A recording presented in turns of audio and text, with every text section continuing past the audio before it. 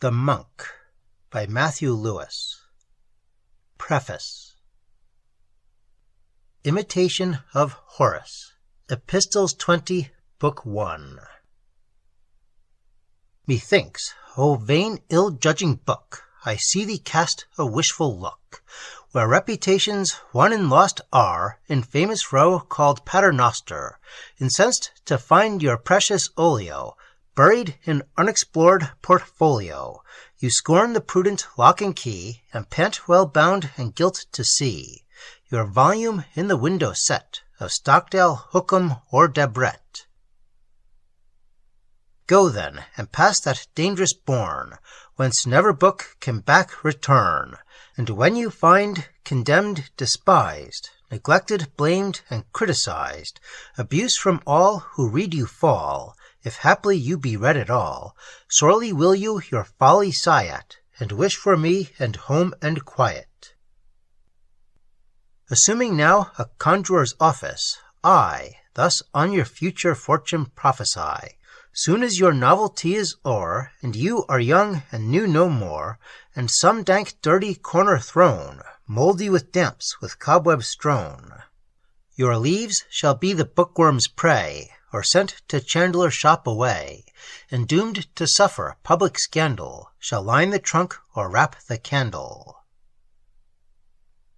But should you meet with approbation, and someone find an inclination to ask by natural transition, respecting me and my condition, that I am one the inquirer teach, nor very poor nor very rich, of passions strong, of hasty nature, of graceless form and dwarfish stature, by few approved and few approving, extreme in hating and in loving, abhorring all whom I dislike, adoring whom my fancy strike, in forming judgments never long, and for the most part judging wrong, in friendship firm but still believing others are treacherous and deceiving, and thinking in the present era that friendship is a pure chimera, more passionate no creature living, proud, obstinate, and unforgiving, but yet for those who kindness show, ready through fire and smoke to go. Again, should it be asked your page, pray, what may be the author's age? Your faults, no doubt, will make it clear. I scarce have seen my 20th year, which passed, kind reader, on my word, while England's throne held George III. Now then your venturous course pursue. Go, my delight, dear book, adieu. Matthew Gregory Lewis. Hague, October 28th, 1794. Advertisement. The first idea of this romance was suggested by the story of the Santon Barsisa, related in The Guardian. The bleeding nun is a tradition still credited in many parts of Germany, and I have been told that the ruins of the castle Lauenstein, which she is supposed to haunt, may yet be seen upon the borders of Thuringia. The Water King, from the 3rd to the 12th stanza, is the fragment of an original Danish ballad, and Belerma and Durandarta is translated from some stanzas to be found in a collection of old Spanish poetry, which contains also the popular song of Gafreos and Melisindra, mentioned in Don Quixote. I have now made a full avowal of all the plagiarisms of which I am aware myself, but I doubt not many more may be found, of which I am at present totally unconscious. Chapter 1. Scarcely had the abbey bell tolled for 5 minutes, and already was the church of the Capuchins thronged with auditors.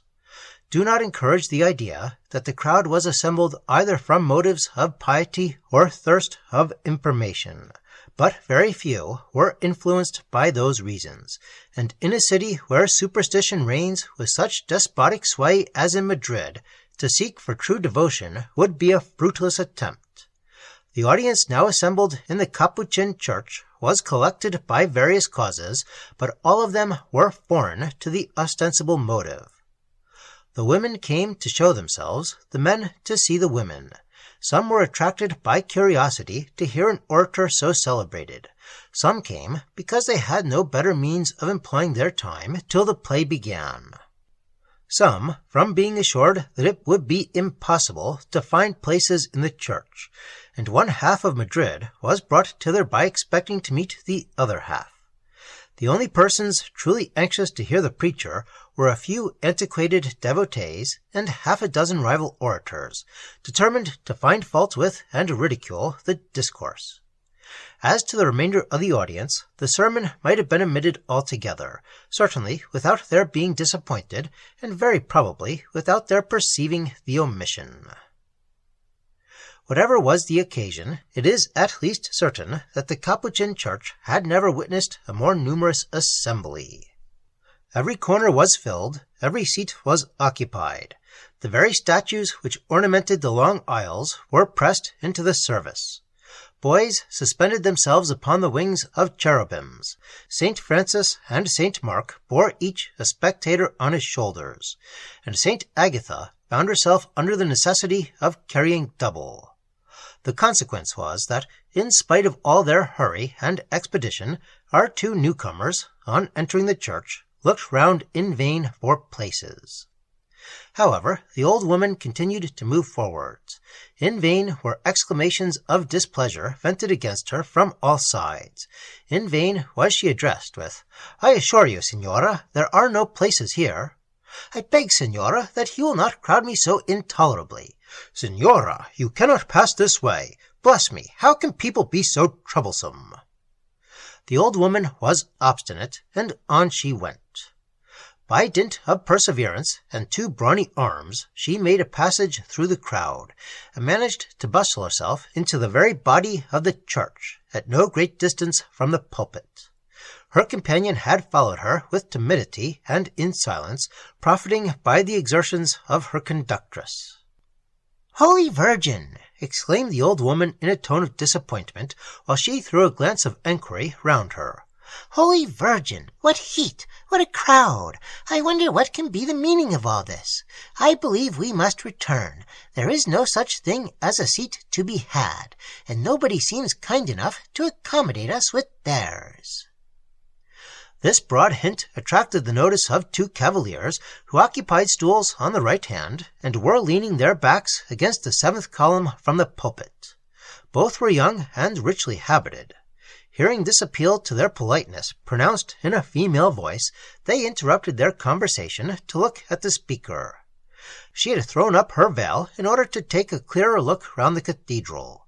Her hair was red, and she squinted. The cavaliers turned round and renewed their conversation. "By all means," replied the old woman's companion. "By all means, Leonela, let us return home immediately. The heat is excessive, and I am terrified at such a crowd." These words were pronounced in a tone of unexampled sweetness. The cavaliers again broke off their discourse, but for this time they were not contented with looking up. Both started involuntarily from their seats and turned themselves towards the speaker. The voice came from a female, the delicacy and elegance of whose figure inspired the youths with the most lively curiosity to view the face to which it belonged. This satisfaction was denied them. Her features were hidden by a thick veil, but struggling through the crowd had deranged it sufficiently to discover a neck, which for symmetry and beauty might have vied with the Medicean Venus. It was of the most dazzling whiteness, and received additional charms from being shaded by the tresses of her long fair hair, which descended in ringlets to her waist. Her figure was rather below than above the middle size. It was light and airy as that of a hamadryad. Her bosom was carefully veiled. Her dress was white. It was fastened by a blue sash, and just permitted to peep out from under it a little foot of the most delicate proportions. A chaplet of large grains hung upon her arm, and her face was covered with the veil of thick black gauze. Such was the female to whom the youngest of the cavaliers now offered his seat, while the other thought it necessary to pay the same attention to her companion. The old lady, with many expressions of gratitude, but without much difficulty, accepted the offer and seated herself. The young one followed her example, but made no other compliment than a simple and graceful reverence. Don Lorenzo, such was the cavalier's name, whose seat she had accepted, placed himself near her, but first he whispered a few words in his friend's ear, who immediately took the hint and endeavored to draw off the old woman's attention from her lovely charge. "You are doubtless lately arrived at Madrid," said Lorenzo to his fair neighbor. "It is impossible that such charms should have long remained unobserved, and had not this been your first public appearance, the envy of the women and adoration of the men would have rendered you already sufficiently remarkable." He paused in expectation of an answer. As his speech did not absolutely require one, the lady did not open her lips. After a few moments he resumed his discourse. "Am I wrong in supposing you to be a stranger to Madrid?" The lady hesitated, and at last, in so low a voice as to be scarcely intelligible, she made shift to answer, "No, senor." "Do you intend making a stay of any length?" "Yes, senor." "I should esteem myself fortunate were it in my power to contribute to making your abode agreeable. I am well known at Madrid, and my family has some interest at court. If I can be of any service, you cannot honor or oblige me more than by permitting me to be of use to you." "Surely," he said to himself, "she cannot answer that by a monosyllable. Now she must say something to me."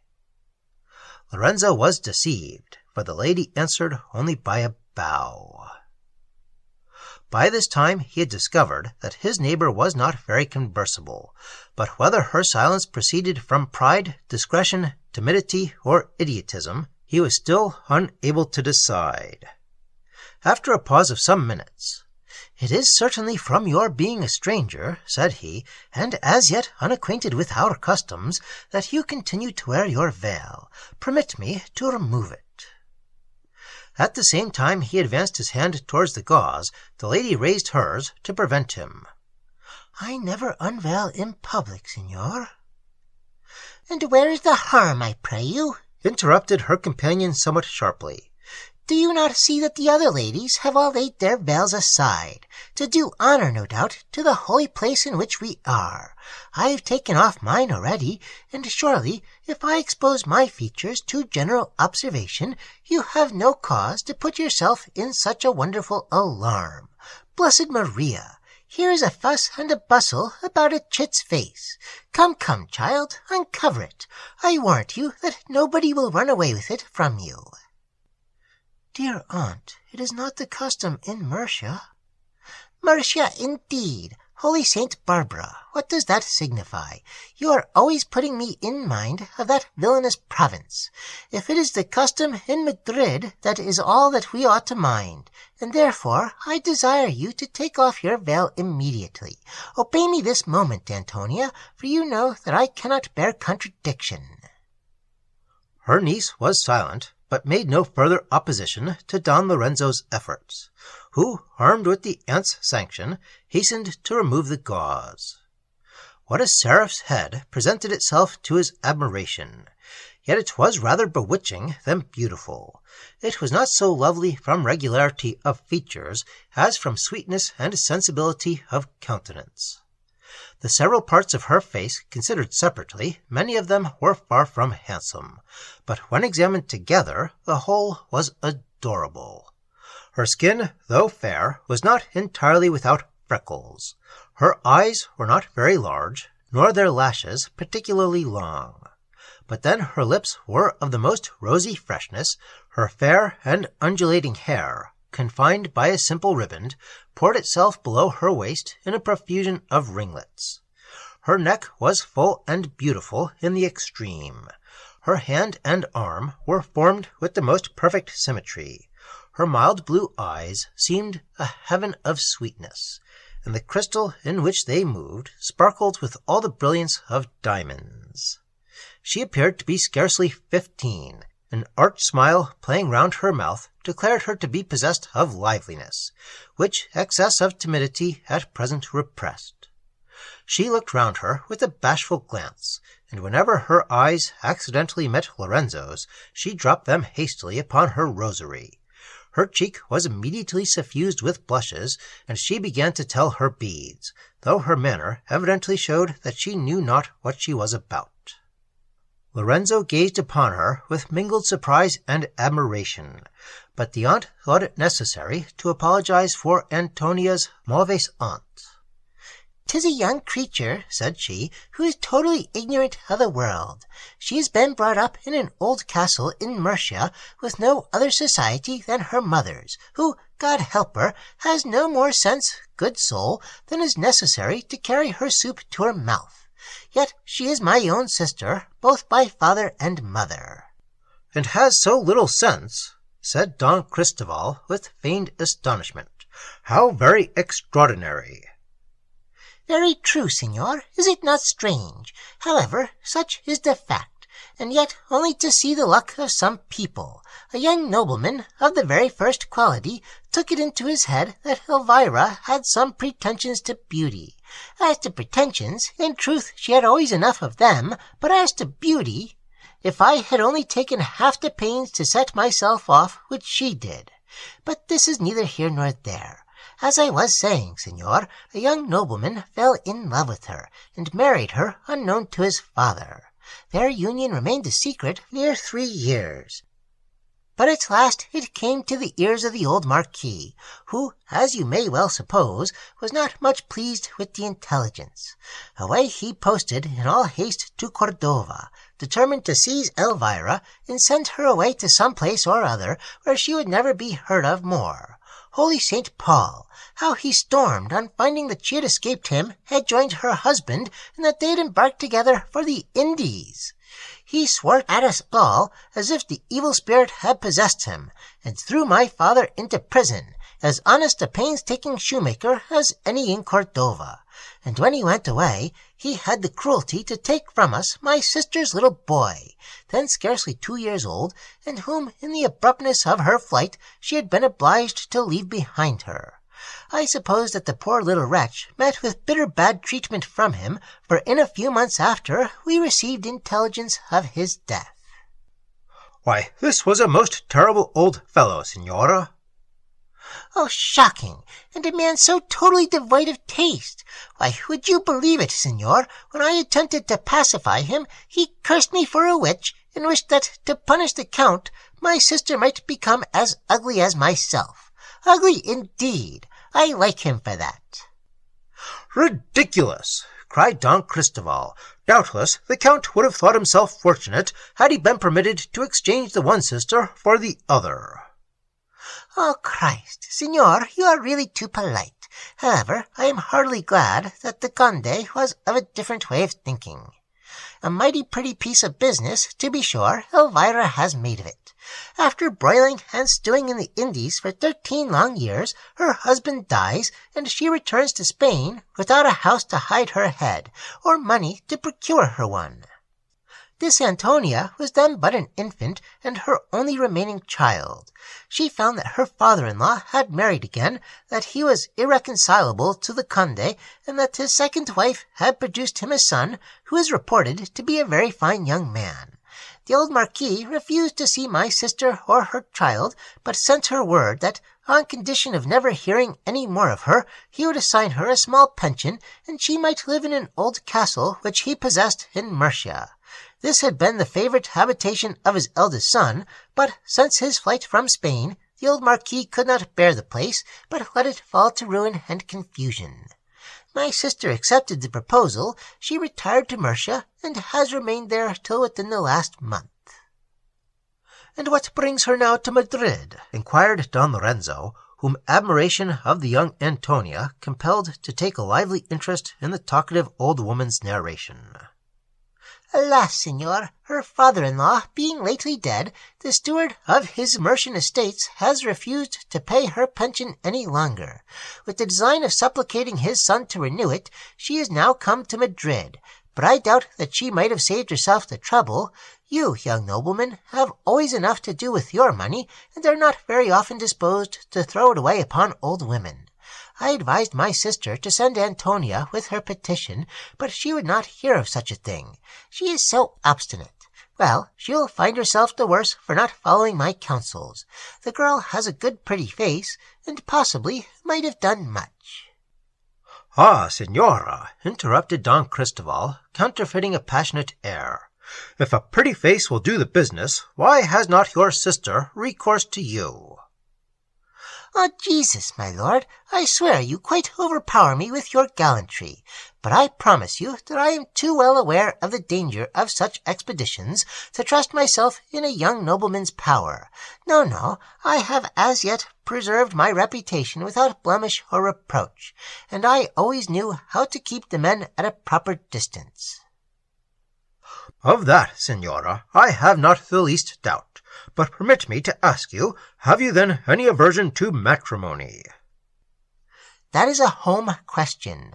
I cannot but confess that if an amiable cavalier was to present himself—" Here she intended to throw a tender and significant look upon Don Cristoval, but as she unluckily happened to squint most abominably, the glance fell directly upon his companion.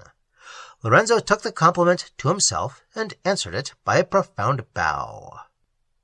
"May I inquire," said he, "the name of the Marquis?" "The Marquis de las Cisternas." "I know him intimately well. He is not at present in Madrid, but is expected here daily. He is one of the best of men, and if the lovely Antonia will permit me to be her advocate with him, I doubt not my being able to make a favorable report of her cause." Antonia raised her blue eyes, and silently thanked him for the offer by a smile of inexpressible sweetness. Leonella's satisfaction was much more loud and audible. Indeed, as her niece was generally silent in her company, she thought it incumbent upon her to talk enough for both. This she managed without difficulty, for she very seldom found herself deficient in words. "Oh, Signor," she cried, "you will lay our whole family under the most signal obligations. I accept your offer with all possible gratitude, and return you 1,000 thanks for the generosity of your proposal. Antonia, why do you not speak, child? While the cavalier says all sorts of civil things to you, you sit like a statue and never utter a syllable of thanks, either bad, good, or indifferent." "My dear aunt, I am very sensible that—" "Fie, niece, how often have I told you that you never should interrupt a person who is speaking? When did you ever know me to do such a thing? Are these your Mercian manners? Mercy on me! I shall never be able to make this girl anything like a person of good breeding. But pray, Signor," she continued, addressing herself to Don Cristoval, "inform me why such a crowd is assembled today in this cathedral." "Can you possibly be ignorant that Ambrosio, abbot of this monastery, pronounces a sermon in this church every Thursday? All Madrid rings with his praises. As yet he has preached but thrice, but all who have heard him are so delighted with his eloquence that it is as difficult to obtain a place at church as at the first representation of a new comedy. His fame certainly must have reached your ears." "Alas, Signor, till yesterday I never had the good fortune to see Madrid, and at Cordova we are so little informed of what is passing in the rest of the world that the name of Ambrosio has never been mentioned in its precincts." "You will find it in everyone's mouth at Madrid. He seems to have fascinated the inhabitants, and not having attended his sermons myself, I am astonished at the enthusiasm which he has excited. The adoration paid him, both by young and old, by man and woman, is unexampled. The Grandes load him with presents. Their wives refuse to have any other confessor, and he is known through all the city by the name of the Man of Holiness." "Undoubtedly, Signor, he is of noble origin." "That point still remains undecided. The late superior of the Capuchins found him while yet an infant at the abbey door. All attempts to discover who had left him there were vain, and the child himself could give no account of his parents. He was educated in the monastery, where he has remained ever since. He early showed a strong inclination for study and retirement, and as soon as he was of a proper age, he pronounced his vows. No one has ever appeared to claim him, or clear up the mystery which conceals his birth, and the monks, who find their account in the favor which is shown to their establishment from respect to him, have not hesitated to publish that he is a present to them from the Virgin. In truth, the singular austerity of his life gives some countenance to the report. He is now 30 years old, every hour of which period has been passed in study, total seclusion from the world, and mortification of the flesh. Till these last 3 weeks, when he was chosen superior of the society to which he belongs, he had never been on the outside of the abbey walls. Even now, he never quits them, except on Thursdays, when he delivers a discourse in this cathedral, which all Madrid assembles to hear. His knowledge is said to be the most profound, his eloquence the most persuasive. In the whole course of his life, he has never been known to transgress a single rule of his order. The smallest stain is not to be discovered upon his character, and he is reported to be so strict an observer of chastity that he knows not in what consists the difference of man and woman. The common people therefore esteem him to be a saint. "Does that make a saint?" inquired Antonia. "Bless me, then am I one?" "Holy Saint Barbara!" exclaimed Leonela. "What a question! Va, child, va!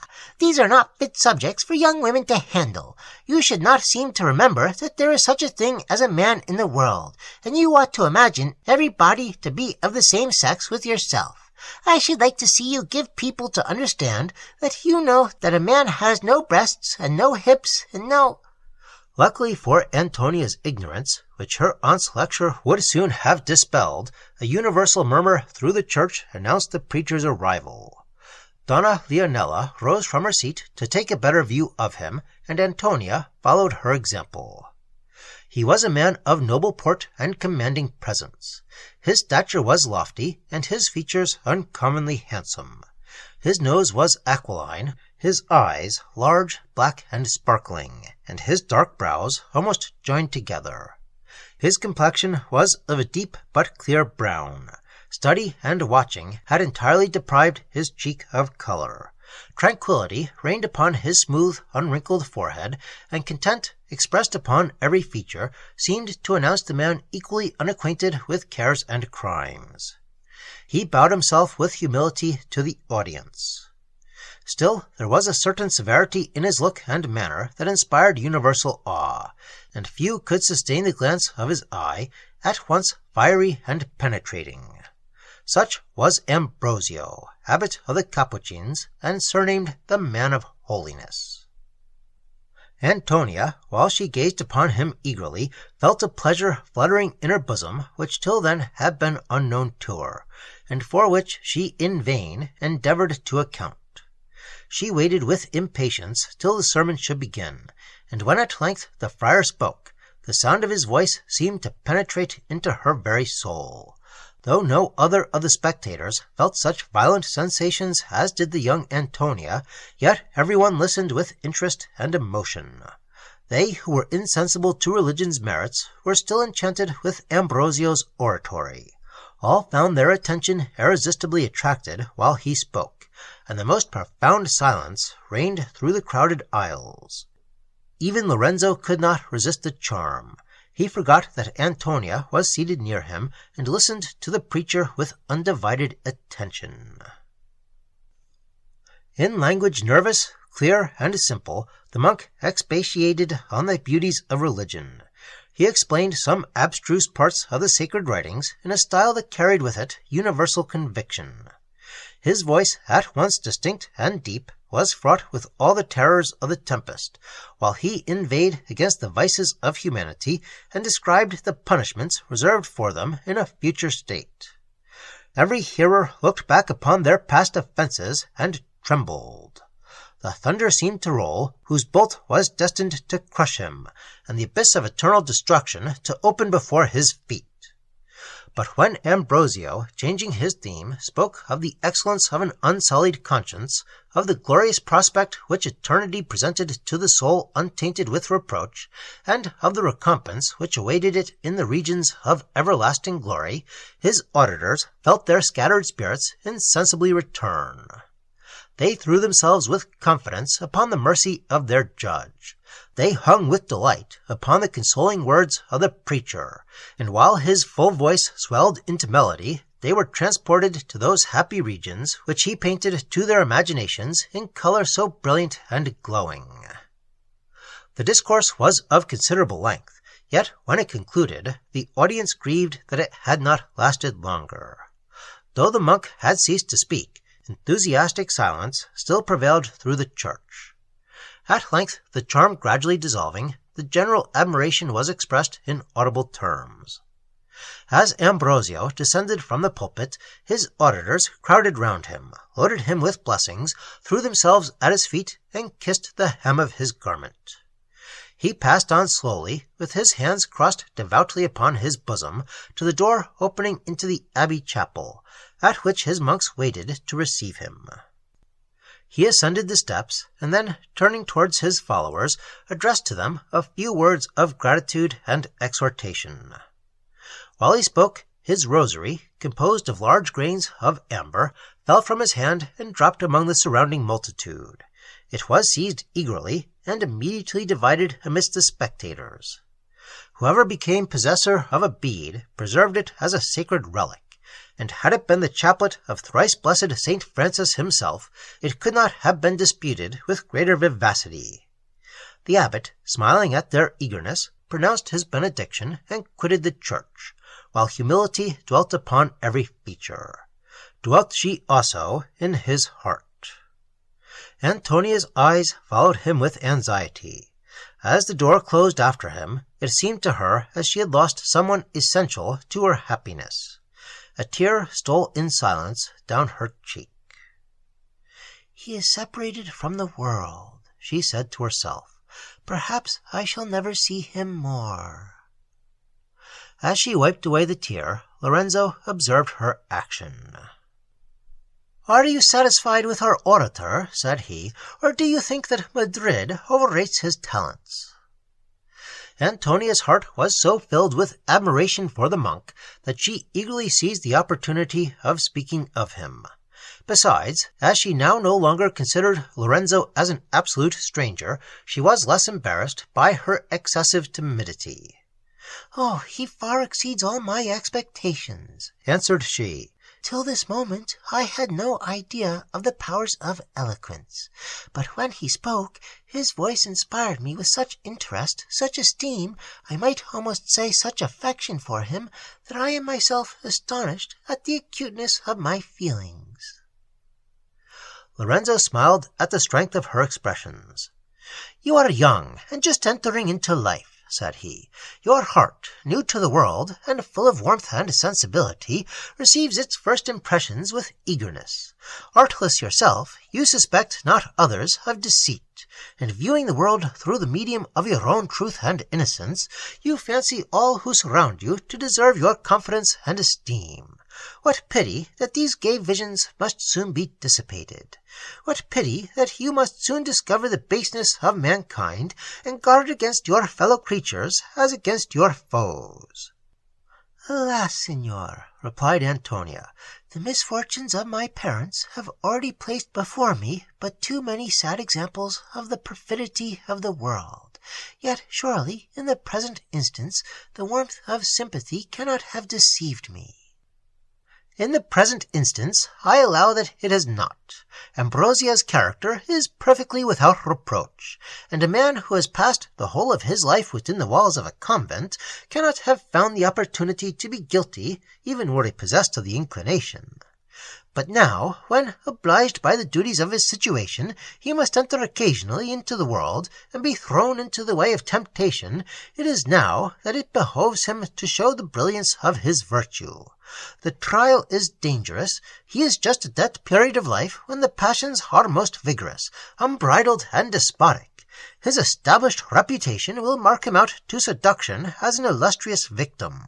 Novelty will give additional charms to the allurements of pleasure, and even the talents with which nature has endowed him will contribute to his ruin by facilitating the means of obtaining his object.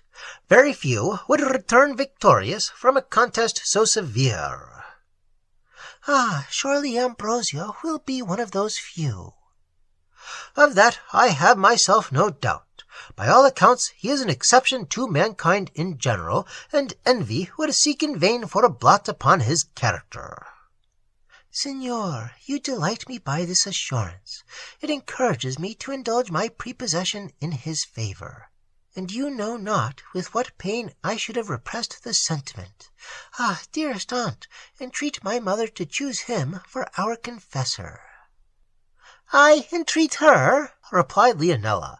I promise you that I shall do no such thing. I do not like this same Ambrosio in the least. He has a look of severity about him that made me tremble from head to foot. Were he my confessor, I should never have the courage to avow one half of my peccadilloes, and then I should be in a rare condition. I never saw such a stern-looking mortal, and I hope that I never shall see such another. He is the description of the devil, God bless us, almost terrified me out of my wits, and when he spoke about sinners, he seemed as if he was ready to eat them. You are right, Signora, answered Don Cristoval. Too great severity is said to be Ambrosio's only fault. Exempted himself from human failings, he is not sufficiently indulgent to those of others, and though strictly just and disinterested in his decisions, his government of the monks has already shown some proofs of his inflexibility. But the crowd is nearly dissipated. Will you permit us to attend you home? Oh, Christ, Signor, exclaimed Leonela, affecting to blush. I would not suffer such a thing for the universe. If I came home attended by so gallant a cavalier, my sister is so scrupulous that she would read me an hour's lecture, and I should never hear the last of it. Besides, I rather wish you not to make your proposals just at present. My proposals, I assure you, Signora. Oh, Signor, I believe that your assurances of impatience are all very true, but really I must desire a little respite. It would not be quite so delicate to me to accept your hand at first sight. Accept my hand, as I hope to live and breathe. Oh, dear Signor, press me no further if you love me. I shall consider your obedience as a proof of your affection. You shall hear from me tomorrow, and so farewell. But pray, cavaliers, may I not inquire your names? My friend's, replied Lorenzo, is the Conde d'Osario, and mine Lorenzo de Medina. 'Tis sufficient. Well done, Lorenzo. I shall acquaint my sister with your obliging offer, and let you know the result with all expedition.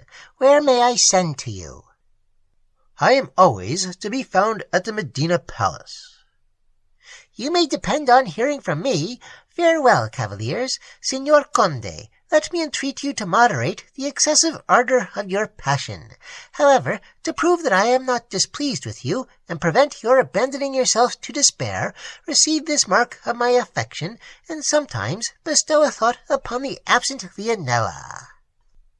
As she said this, she extended a lean and wrinkled hand, which her supposed admirer kissed with such sorry grace and constraint so evident that Lorenzo, with difficulty, repressed his inclination to laugh. Leonela then hastened to quit the church. The lovely Antonia followed her in silence, but when she reached the porch, she turned involuntarily and cast back her eyes towards Lorenzo. He bowed to her as bidding her farewell. She returned the compliment and hastily withdrew. So, Lorenzo, said Don Cristoval as soon as they were alone, you have procured me an agreeable intrigue. To favor your designs upon Antonia, I obligingly make a few civil speeches which mean nothing to the aunt, and at the end of an hour I find myself upon the brink of matrimony. How will you reward me for having suffered so grievously for your sake? What can repay me for having kissed the leathern paw of that confounded old witch? Diavolo! She has left such a scent upon my lips that I shall smell of garlic for this month to come. As I pass along the Prado, I shall be taken for a walking omelette, or some large onion running to seed." "I confess, my poor Count," replied Lorenzo, "that your service has been attended with danger. Yet am I so far from supposing it to be past all endurance that I shall probably solicit you to carry on your amours still further." "From that petition I conclude that the little Antonia has made some impression upon you." "I cannot express to you how much I am charmed with her. Since my father's death, my uncle, the Duke de Medina, has signified to me his wishes to see me married. I have till now eluded his hints, and refused to understand them. But what I have seen this evening—" "Well, what have you seen this evening?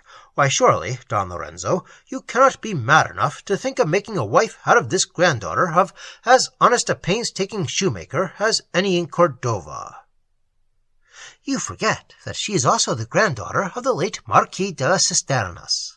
But without disputing about birth and titles, I must assure you that I never beheld a woman so interesting as Antonia."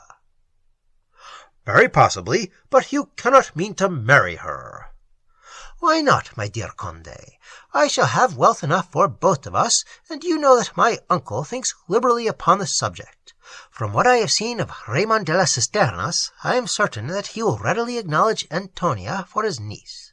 Her birth, therefore, will be no objection to my offering her my hand. I should be a villain could I think of her on any other terms than marriage, and in truth she seems possessed of every quality requisite to make me happy in a wife. Young, lovely, gentle, sensible." "Sensible? Why, she said nothing but yes and no."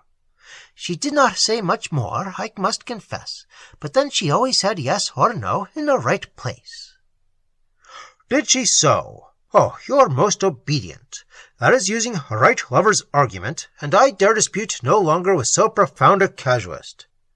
Suppose we adjourn to the comedy." "It is out of my power. I only arrived last night at Madrid, and have not yet had an opportunity of seeing my sister. You know that her convent is in this street, and I was going thither when the crowd which I saw thronging into this church excited my curiosity to know what was the matter. I shall now pursue my first intention, and probably pass the evening with my sister at the parlor grate." "Your sister in a convent, say you?" "Oh, very true. I had forgotten. And how does Donna Agnes?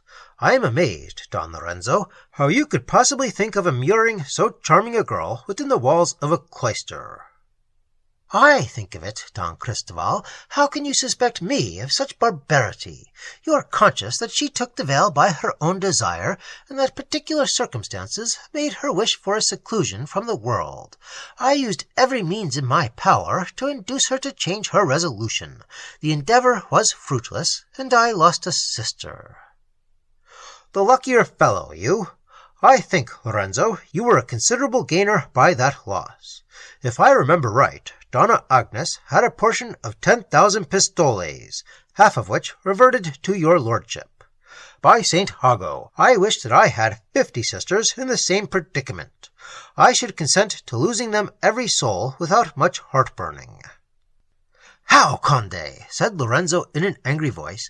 "Do you suppose me base enough to have influenced my sister's retirement? Do you suppose that the despicable wish to make myself master of her fortune could—" "Admirable! Courage, Don Lorenzo. Now the man is all in a blaze. God grant that Antonia may soften that fiery temper, or we shall certainly cut each other's throat before the month is over.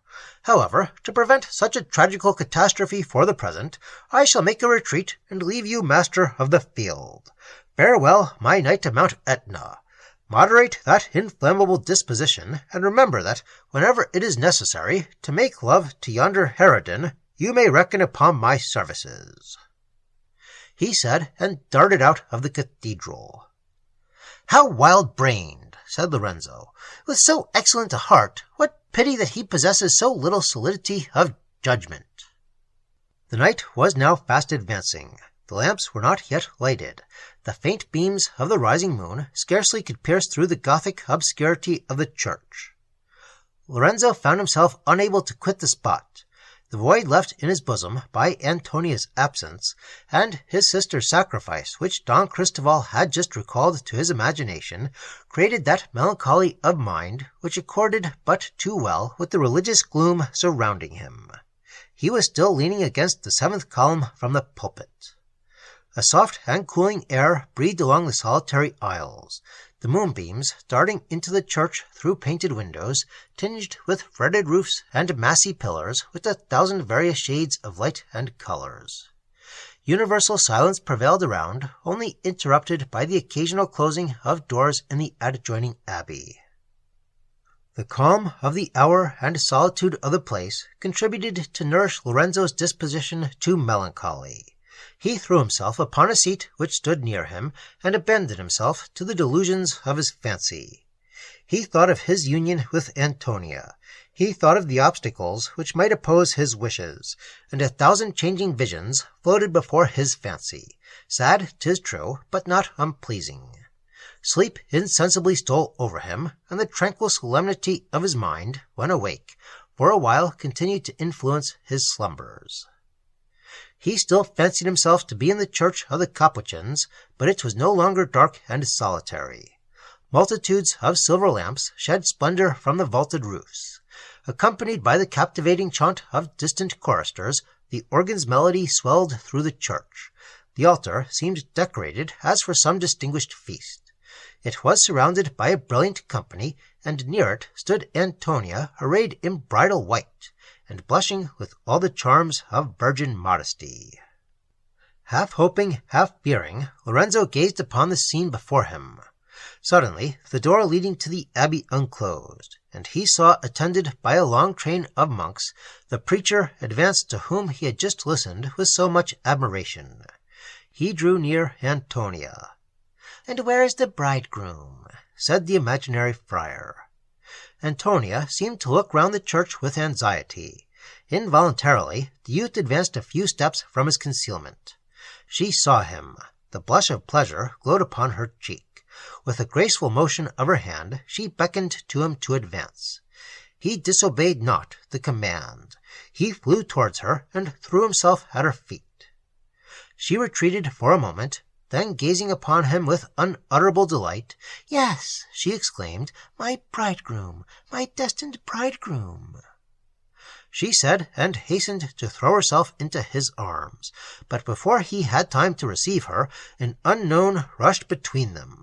His form was gigantic, his complexion was swarthy, his eyes fierce and terrible. His mouth breathed out volumes of fire, and on his forehead was written in legible characters, "Pride, Lust, Inhumanity."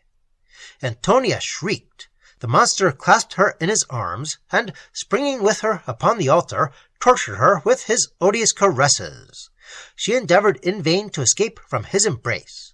Lorenzo flew to her succor, but ere he had time to reach her, a loud burst of thunder was heard. Instantly the cathedral seemed crumbling into pieces. The monks betook themselves to flight, shrieking fearfully. The lamps were extinguished, the altar sunk down, and in its place appeared an abyss, vomiting forth clouds of flame. Uttering a loud and terrible cry, the monster plunged into the gulf, and in his fall attempted to drag Antonia with him. He strove in vain. Animated by supernatural powers, she disengaged herself from his embrace, but her white robe was left in his possession. Instantly a wing of brilliant splendor spread itself from either of Antonia's arms. She darted upwards, and while ascending, cried to Lorenzo, "Friend, we shall meet above." At the same moment the roof of the cathedral opened. Harmonious voices pealed along the vaults, and the glory into which Antonia was received was composed of rays of such dazzling brightness that Lorenzo was unable to sustain the gaze. His sight failed, and he sunk upon the ground. When he awoke, he found himself extended upon the pavement of the church. It was illuminated, and the chaunt of hymns sounded from a distance. For a while Lorenzo could not persuade himself that what he had just witnessed had been a dream, so strong an impression had it made upon his fancy. A little recollection convinced him of its fallacy. The lamps had been lighted during his sleep, and the music which he heard was occasioned by the monks who were celebrating their vespers in the abbey chapel. Lorenzo rose and prepared to bend his steps towards his sister's convent, his mind fully occupied by the singularity of his dream.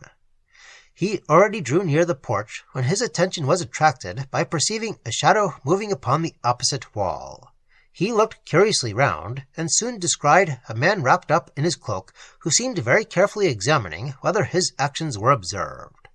Very few people are exempt from the influence of curiosity. The unknown seemed anxious to conceal his business in the cathedral, and it was this very circumstance which made Lorenzo wish to discover what he was about. Our hero was conscious that he had no right to pry into the secrets of this unknown cavalier. "I will go," said Lorenzo. And Lorenzo stayed where he was. The shadow thrown by the column effectually concealed him from the stranger, who continued to advance with caution. At length he drew a letter from beneath his cloak and hastily placed it beneath a colossal statue of St. Francis. Then, retiring with precipitation, he concealed himself in a part of the church at a considerable distance from that in which the image stood. "So," said Lorenzo to himself, "this is only some foolish love affair. I believe I may as well be gone, for I can do no good in it." In truth, till that moment, it never came into his head that he could do any good in it, but he thought it necessary to make some little excuse to himself for having indulged his curiosity. He now made a second attempt to retire from the church. For this time he gained the porch without meeting any impediment, but it was destined that he should pay it another visit that night. As he descended the steps leading into the street, a cavalier rushed against him with such violence that both were nearly overturned by the concussion. Lorenzo put his hand to his sword. "How now, signor?" said he. "What mean you by this rudeness?" "Ha! Is it you, Medina?" replied the newcomer, whom Lorenzo by his voice now recognized for Don Cristoval. "You are the luckiest fellow in the universe not to have left the church before my return. In, my dear lad. They will be here immediately." "Who will be here?" "The old hen and all her pretty little chickens. In, I say, and then you shall know the whole history." Lorenzo followed him into the cathedral, and they concealed themselves behind the statue of St. Francis. "And now," said our hero, "may I take the liberty of asking what is the meaning of all this haste and rapture?" "Oh, Lorenzo, we shall see such a glorious sight. The prioress of St. Clare and her whole train of nuns are coming hither.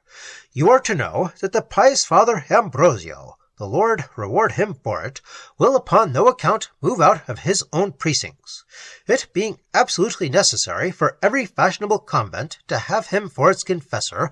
The nuns are in consequence obliged to visit him at the abbey. Since when the mountain will not come to Mohammed, Mohammed must needs go to the mountain. Now the prioress of St. Clare, the better to escape the gaze of such impure eyes as belong to yourself and your humble servant, thinks proper to bring her holy flock to confession in the dusk.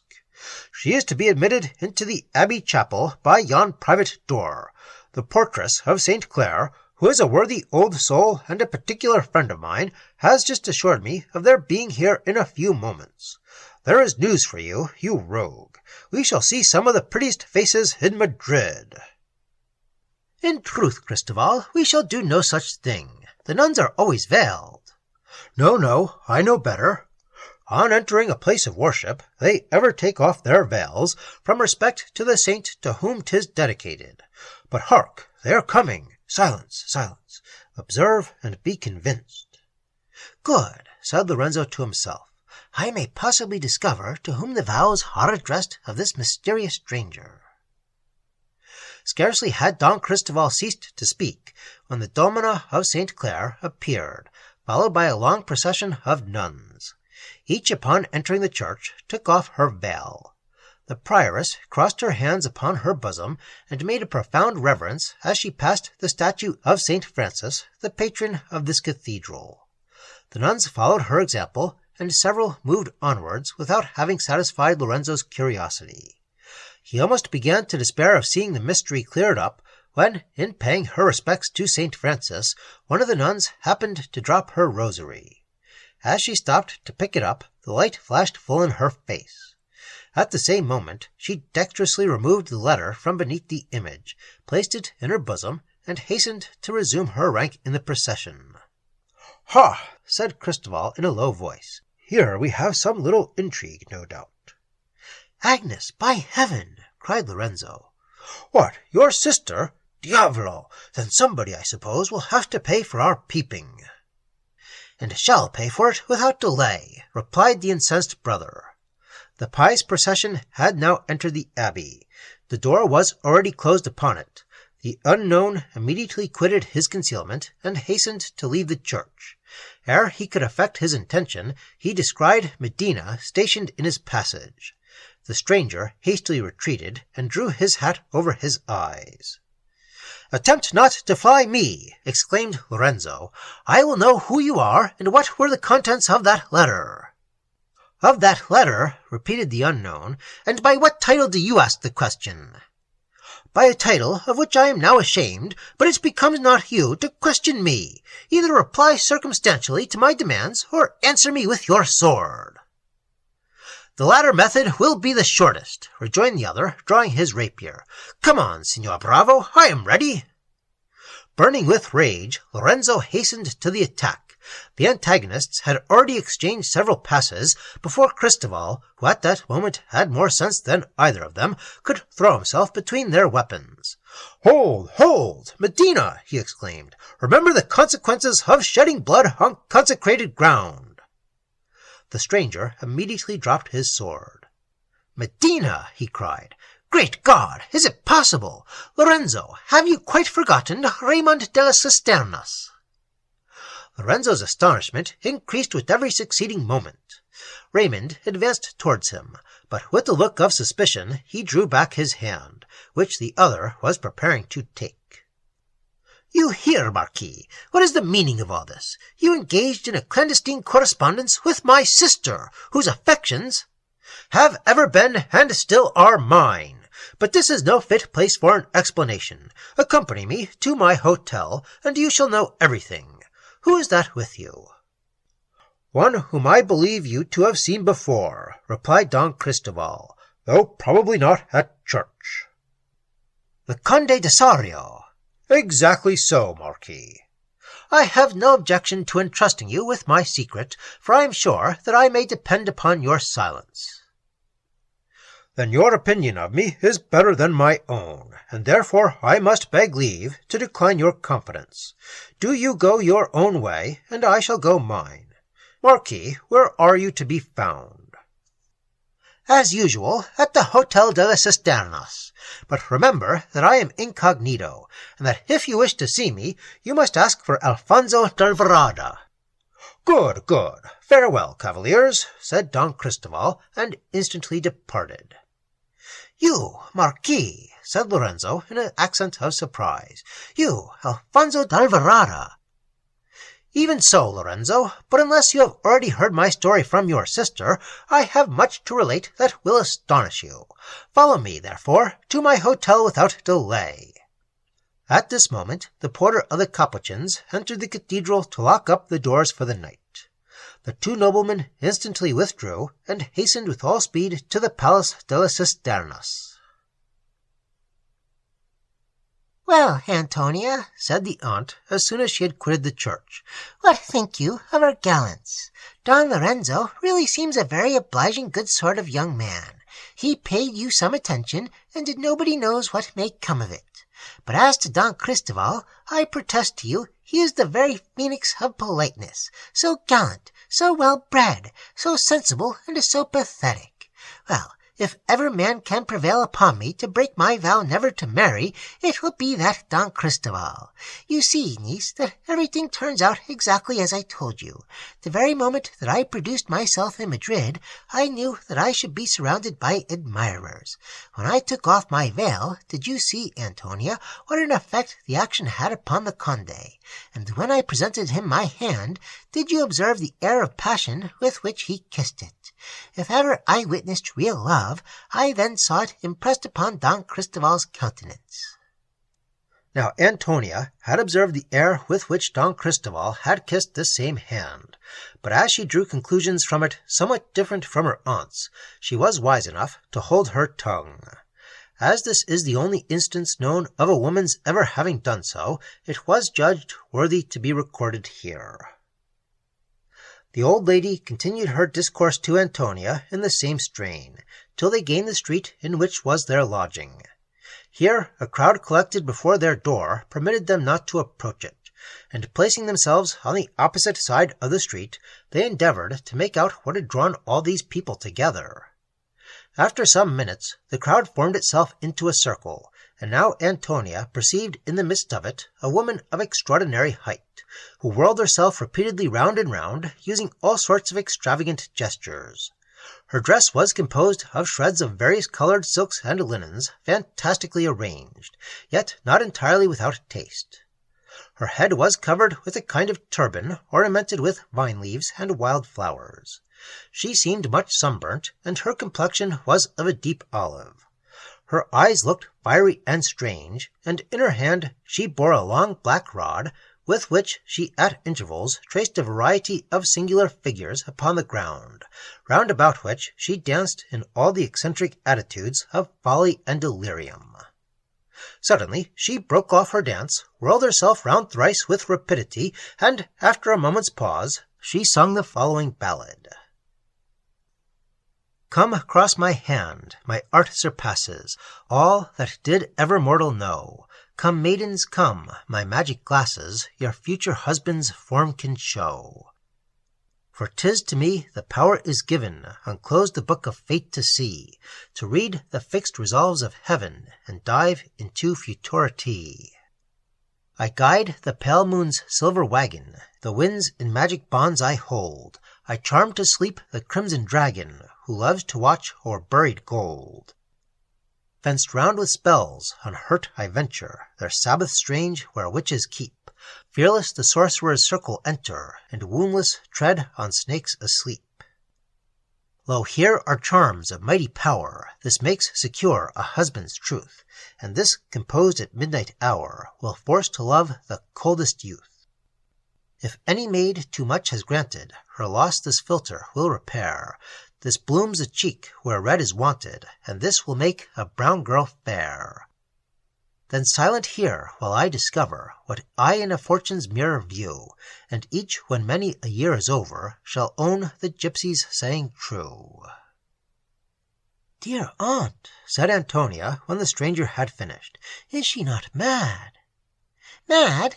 Not she, child. She is only wicked. She is a gypsy, a sort of vagabond, whose sole occupation is to run about the country telling lies, and pilfering from those who come by their money honestly. Out upon such vermin! If I were king of Spain, every one of them should be burnt alive, who is found in my dominions after the next 3 weeks. These words were pronounced so audibly that they reached the gypsy's ears. She immediately pierced through the crowd and made towards the ladies. She saluted them thrice in the Eastern fashion, and then addressed herself to Antonia. Lady, gentle lady, know, I your future fate can show. Give your hand, and do not fear. Lady, gentle lady, hear. Dearest aunt, said Antonia, indulge me this once. Let me have my fortune told me. Nonsense, child. She will tell you nothing but falsehoods. No matter. Let me at least hear what she has to say. Do, my dear aunt, oblige me, I beseech you. Well, well, Antonia, since you are so bent upon the thing, here, good woman, you shall see the hands of both of us. There is money for you, and now let me hear my fortune. As she said this, she drew off her glove and presented her hand. The gypsy looked at it for a moment, and then made this reply. Your fortune, you are now so old, good dame, that 'tis already told. Yet for your money in a trice, I will repay you in advice. Astonished at your childish vanity, your friends will tax you with insanity, and grieved to see you use your art to catch some youthful lover's heart. Believe me, dame, when all is done, your age will still be 51, and men will rarely take a hint of love from 2 grey eyes that squint. take my counsels, lay aside your paint and patches, lust and pride, and on the poor those sums bestow, which are now spent on useless show. Think on your Maker, not a suitor, think on your past faults, not on a future, and think time's scythe will quickly mow the few red hairs which deck your brow. The audience rang with laughter during the gypsy's address, and 51 squinting eyes, red hair, paint and patches, etc., were bandied from mouth to mouth. Leonela was almost choked with passion, and loaded her malicious adviser with the bitterest reproaches. The swarthy prophetess for some time listened to her with a contemptuous smile. At length she made a short answer, and then turned to Antonia. Peace, lady, what I said was true, and now, my lovely maid, to you, give me your hand, and let me see your future doom and heaven's decree. In imitation of Leonela, Antonia drew off her glove and presented her white hand to the gypsy, who, having gazed upon it for some time with a mingled expression of pity and astonishment, pronounced her oracle in the following words. Jesus, what a palm is there, chaste and gentle, young and fair, perfect mind and form possessing, you would be some good man's blessing. But alas, this line discovers that destruction o'er you hovers. Lustful man and crafty devil will combine to work your evil, and from earth by sorrows driven, soon your soul must speed to heaven. Yet your sufferings to delay, well remember what I say. When you one more virtuous see than belongs to man to be, one whose self no crimes assailing, pities not his neighbor's failing, call the gypsy's words to mind, though he seem so good and kind. Fair exteriors oft will hide hearts that swell with lust and pride. Lovely maid, with tears I leave you, let not my prediction grieve you. Rather with submission bending, calmly wait distress impending, and expect eternal bliss in a better world than this. Having said this, the gypsy again whirled herself around thrice, and then hastened out of the street with frantic gesture. The crowd followed her, and Elvira's door being now unembarrassed, Leonela entered the house, out of humour with the gypsy, with her niece, and with the people. In short, with everybody but herself and her charming cavalier. The gypsy's predictions had also considerably affected Antonia, but the impression soon wore off, and in a few hours she had forgotten the adventure as totally as had it never taken place. Chapter 2. The monks, having attended their abbot to the door of his cell, he dismissed them with an air of conscious superiority, in which humility's semblance combated with the reality of pride. He was no sooner alone than he gave free loose to the indulgence of his vanity. When he remembered the enthusiasm which his discourse had excited, his heart swelled with rapture, and his imagination presented him with splendid visions of aggrandizement. He looked round him with an exultation, and pride told him loudly that he was superior to the rest of his fellow creatures. Who, thought he, who but myself has passed the ordeal of youth, yet sees no single stain upon his conscience? Who else has subdued the violence of strong passions and an impetuous temperament, and submitted even from the dawn of life to voluntary retirement? I seek for such a man in vain. I see no one but myself possessed of such resolution. Religion cannot boast Ambrosio's equal. How powerful an effect did my discourse produce upon its auditors! How they crowded round me! How they loaded me with benedictions, and pronounced me the sole uncorrupted pillar of the church! What then now is left for me to do? Nothing but to watch as carefully over the conduct of my brethren as I have hitherto watched over my own. Yet hold! May I not be tempted from those paths which till now I have pursued without one moment's wandering? Am I not a man whose nature is frail and prone to error? I must now abandon the solitude of my retreat. The fairest and noblest dames of Madrid continually present themselves at the abbey, and will use no other confessor. I must accustom my eyes to objects of temptation, and expose myself to the seduction of luxury and desire. Should I meet in that world which I am constrained to enter some lovely female, lovely as you, Madonna?" As he said this, he fixed his eyes upon a picture of the Virgin, which was suspended opposite to him. This, for 2 years, had been the object of his increasing wonder and adoration. He paused and gazed upon it with delight. "What beauty in that countenance!" he continued after a silence of some minutes. "How graceful is the turn of that head! What sweetness, yet what majesty in her divine eyes! How softly her cheek reclines upon her hand! Can the rose vie with the blush of that cheek? Can the lily rival the whiteness of that hand?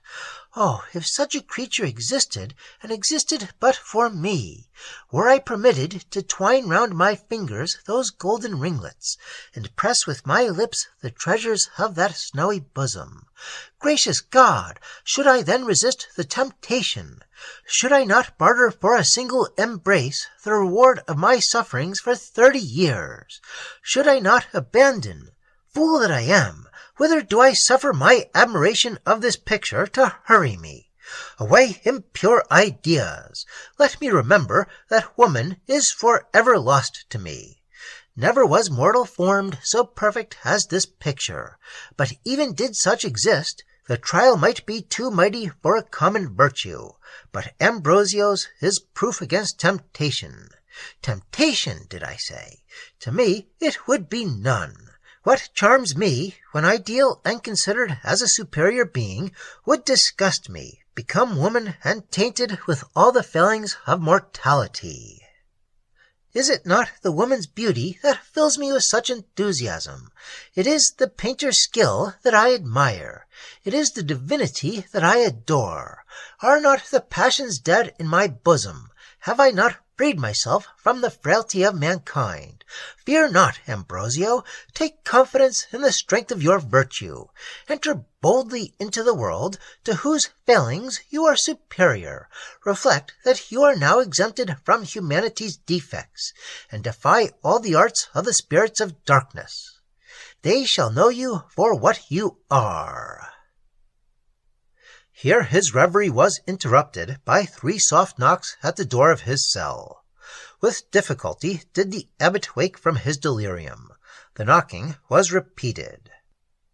"Who is there?" said Ambrosio at length. "It is only Rosario," replied a gentle voice. "Enter, enter, my son." The door was immediately opened, and Rosario appeared with a small basket in his hand. Rosario was a young novice belonging to the monastery, who in 3 months intended to make his profession. A sort of mystery enveloped this youth, which rendered him at once an object of interest and curiosity. His hatred of society, his profound melancholy, his rigid observation of the duties of his order, and his voluntary seclusion from the world, at his age so unusual, attracted the notice of the whole fraternity. He seemed fearful of being recognized, and no one had ever seen his face. His head was continually muffled up in his cowl, yet such of his features as accident discovered appeared the most beautiful and noble. Rosario was the only name by which he was known in the monastery. No one knew from whence he came, and when questioned on the subject, he preserved a profound silence. A stranger, whose rich habit and magnificent equipage declared him to be of distinguished rank, had engaged the monks to receive a novice, and had deposited the necessary sums. The next day he returned with Rosario, and from that time no more had been heard of him. The youth had carefully avoided the company of the monks. He answered their civilities with sweetness, but reserve, and evidently showed that his inclination led him to solitude. To this general rule the superior was the only exception. To him he looked up with the respect approaching idolatry. He sought his company with the most attentive assiduity, and eagerly seized every means to ingratiate himself in his favor. In the abbot's society, his heart seemed to be at ease, and an air of gaiety pervaded his whole manners and discourse. Ambrosio, on his side, did not feel less attracted towards the youth.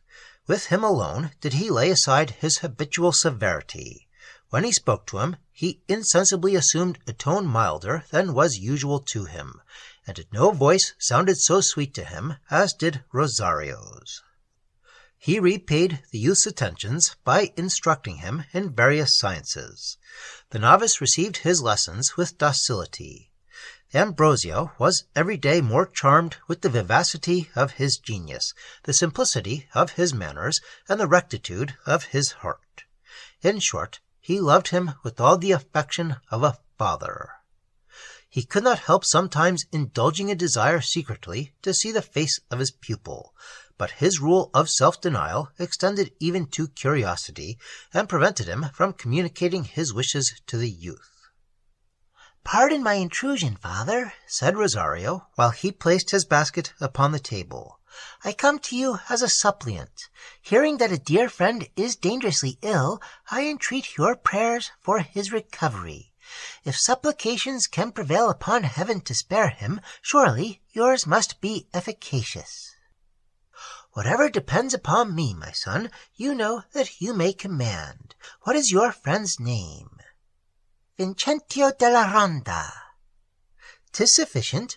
I will not forget him in my prayers, and may our thrice-blessed Saint Francis deign to listen to my intercession. What have you in your basket, Rosario?" "A few of those flowers, Reverend Father, which I have observed to be most acceptable to you. Will you permit my arranging them in your chamber?" "Your attentions charm me, my son." While Rosario dispensed the contents of his basket in small vases, placed for that purpose in various parts of the room, the abbot thus continued the conversation. "I saw you not in the church this evening, Rosario." "Yet I was present, father. I am too grateful for your protection to lose an opportunity of witnessing your triumph." "Alas, Rosario, I have but little cause to triumph. The saint spoke by my mouth. To him belongs all the merit. It seems, then, you were contented with my discourse?" "Contented, say you? Oh, you surpassed yourself. Never did I hear such eloquence, save once." Here the novice heaved an involuntary sigh. "When was that once?" demanded the abbot. "When you preached upon the sudden indisposition of our late superior." "I remember it. That is more than 2 years ago, and you were present. I knew you not at that time, Rosario." "'Tis true, father, and would to God I had expired ere I beheld that day. What sufferings, what sorrows should I have escaped!" "Sufferings at your age, Rosario?" "Aye, father, sufferings, which, if known to you, would equally raise your anger and compassion. Sufferings which form at once the torment and pleasure of my existence. Yet in this retreat my bosom would feel tranquil, were it not for the torture of apprehension. Oh God, how cruel is a life of fear! Father, I'd given up all. I have abandoned the world and its delights forever. Nothing now remains. Nothing now has charms for me but your friendship, but your affection. If I lose that, father, if I lose that, trembleth the effects of my despair." "You apprehend the loss of my friendship. How has my conduct justified this fear? Know me better, Rosario, and think me worthy of your confidence. What are your sufferings? Reveal them to me, and believe that if 'tis in my power to relieve them—" "Ah, 'tis in no one's power but yours. Yet I must not let you know them. You would hate me for my avowal. You would drive me from your presence with scorn and ignominy." "My son, I conjure you, I entreat you." "For pity's sake, inquire no further. I must not, I dare not. Hark, the bell rings for vespers. Father, your benediction, and I leave you." As he said this, he threw himself upon his knees and received the blessing which he demanded. Then pressing the abbot's hand to his lips, he started from the ground and hastily quitted the apartment. Soon after, Ambrosio descended to vespers, which were celebrated in a small chapel belonging to the abbey, filled with surprise at the singularity of the youth's behavior. Vespers being over, the monks retired to their respective cells. The abbot alone remained in the chapel to receive the nuns of St. Clare. He had not been long seated in the confessional chair before the prioress made her appearance. Each of the nuns was heard in her turn, while the others waited with the domina in the adjoining vestry. Ambrosio listened to the confessions with attention, made many exhortations, enjoined penance proportioned to each offence, and for some time everything went on as usual, till at last one of the nuns, conspicuous from the nobleness of her air and elegance of her figure, carelessly permitted a letter to fall from her bosom. She was retiring, unconscious of her loss. Ambrosio supposed it to have been written by someone of her relations, and picked it up, intending to restore it to her. "Stay, daughter," said he, "you have let fall—" At this moment, the paper being already open, his eyes involuntarily read the first words. He started back with surprise. The nun had turned round on hearing his voice. She perceived her letter in his hand, and, uttering a shriek of terror, flew hastily to regain it. "Hold," said the friar in a tone of severity. "Daughter, I must read this letter." "Then I am lost," she exclaimed, clasping her hands together wildly. All color instantly faded from her face. She trembled with agitation, and was obliged to fold her arms round a pillar of the chapel to save herself from sinking upon the floor. In the meanwhile, the abbot read the following lines. "All is ready for your escape, my dearest Agnes. At 12 tomorrow night I shall expect to find you at the garden door. I have obtained the key, and a few hours will suffice to place you in a secure asylum. Let no mistaken scruples induce you to reject the certain means of preserving yourself and the innocent creature whom you nourish in your bosom. Remember that you had promised to be mine long ere you engaged yourself to the church, that your situation will soon be evident to the prying eyes of your companions, and that flight is the only means of avoiding the effects of their malevolent resentment. Farewell, my Agnes, my dear and destined wife. Fail not to be at the garden door at 12. As soon as he had finished, Ambrosio bent an eye, stern and angry, upon the imprudent nun. "This letter must to the prioress," said he, and passed her. His words sounded like thunder to her ears. She awoke from her torpidity only to be sensible of the dangers of her situation. She followed him hastily, and detained him by his garment. "Stay, oh stay!" she cried in the accents of despair, while she threw herself at the friar's feet and bathed them with her tears. "Father, compassionate my youth. Look with indulgence on a woman's weakness, and deign to conceal my frailty. The remainder of my life shall be employed in expiating this single fault, and your lenity will bring back a soul to heaven." Amazing confidence! What, shall St. Clare's convent become the retreat of prostitutes? Shall I suffer the Church of Christ to cherish in its bosom debauchery and shame? Unworthy wretch, such lenity would make me your accomplice. Mercy would here be criminal. You have abandoned yourself to a seducer's lust. You have defiled the sacred habit by your impurity, and still dare you think yourself deserving my compassion. Hence, nor detain me longer. Where is the lady prioress?" he added, raising his voice. "Hold, father, hold. Hear me but for one moment. Tax me not with impurity, nor think that I have erred from the warmth of temperament. Long before I took the veil, Raymond was master of my heart. He inspired me with the purest, the most irreproachable passion, and was on the point of becoming my lawful husband. A horrible adventure and the treachery of a relation separated us from each other. I believed him forever lost to me, and threw myself into a convent from motives of despair. Accident again united us. I could not refuse myself the melancholy pleasure of mingling my tears with his. We met nightly in the gardens of St. Clair, and in an unguarded moment I violated my vows of chastity. I shall soon become a mother. Reverend Ambrosio, take compassion on me. Take compassion on the innocent being whose existence is attached to mine. If you discover my imprudence to the domina, both of us are lost. The punishment which the laws of St. Clair assign to unfortunates like myself is most severe and cruel. Worthy father, let not your own untainted conscience render you unfeeling towards those less able to withstand temptation. Let not mercy be the only virtue of which your heart is unsusceptible. Pity me, most reverend.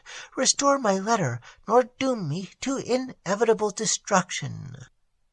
Your boldness confounds me. Shall I conceal your crime, I, whom you have deceived by your feigned confession? No, daughter, no. I will render you a more essential service. I will rescue you from perdition, in spite of yourself. Penance and mortification shall expiate your offense, and severity force you back to the paths of holiness. What ho, Mother Saint Agatha! Father, by all that is sacred, by all that is most dear to you, I supplicate, I entreat. Release me! I will not hear you. Where is the domina? Mother Saint Agatha, where are you? The door of the vestry opened, and the prioress entered the chapel, followed by her nuns. Cruel, cruel! Exclaimed Agnes, relinquishing her hold. Wild and desperate, she threw herself upon the ground, beating her bosom, and rending her veil in all the delirium of despair. The nuns gazed with astonishment upon the scene before them. The friar now presented the fatal paper to the prioress, informed her of the manner in which he had found it, and added that it was her business to decide what penance the delinquent merited. While she perused the letter, the domina's countenance grew inflamed with passion. What, such a crime committed in her convent, and made known to Ambrosio, to the idol of Madrid, to the man whom she was most anxious to impress with the opinion of the strictness and regularity of her house. Words were inadequate to express her fury. She was silent, and darted upon the prostrate nun looks of menace and malignity. Away with her to the convent, said she at length to some of her attendants. Two of the oldest nuns, now approaching Agnes, raised her forcibly from the ground, and prepared to conduct her from the chapel. What? She exclaimed suddenly, shaking off their hold with distracted gestures. Is all hope then lost? Already do you drag me to punishment? Where are you, Raymond? Oh, save me, save me! Then, casting upon the abbot a frantic look, Hear me, she continued, man of a hard heart, hear me, proud, stern, and cruel. You could have saved me, you could have restored me to happiness and virtue, but would not. You are the destroyer of my soul. You are my murderer, and on you fall the curse of my death and my unborn infants. Insolent in your yet unshaken virtue, you disdained the prayers of a penitent, but God will show mercy, though you show none. And where is the merit of your boasted virtue? What temptations have you vanquished? Coward, you have fled from it, not opposed seduction, but the day of trial will arrive. Oh, then when you yield to impetuous passions, when you feel that man is weak and born to err, when shuddering you look back upon your crimes, and solicit with terror the mercy of your God, oh, in that fearful moment, think upon me, think upon your cruelty, think upon Agnes, and despair of pardon. As she uttered these last words, her strength was exhausted, and she sunk inanimate upon the bosom of a nun who stood near her. She was immediately conveyed from the chapel, and her companions followed her. Ambrosio had not listened to her reproaches without emotion. A secret pang at his heart made him feel that he had treated this unfortunate with too great severity. He therefore detained the prioress and ventured to pronounce some words in favor of the delinquent. "The violence of her despair," said he, "proves that at least vice is not become familiar to her.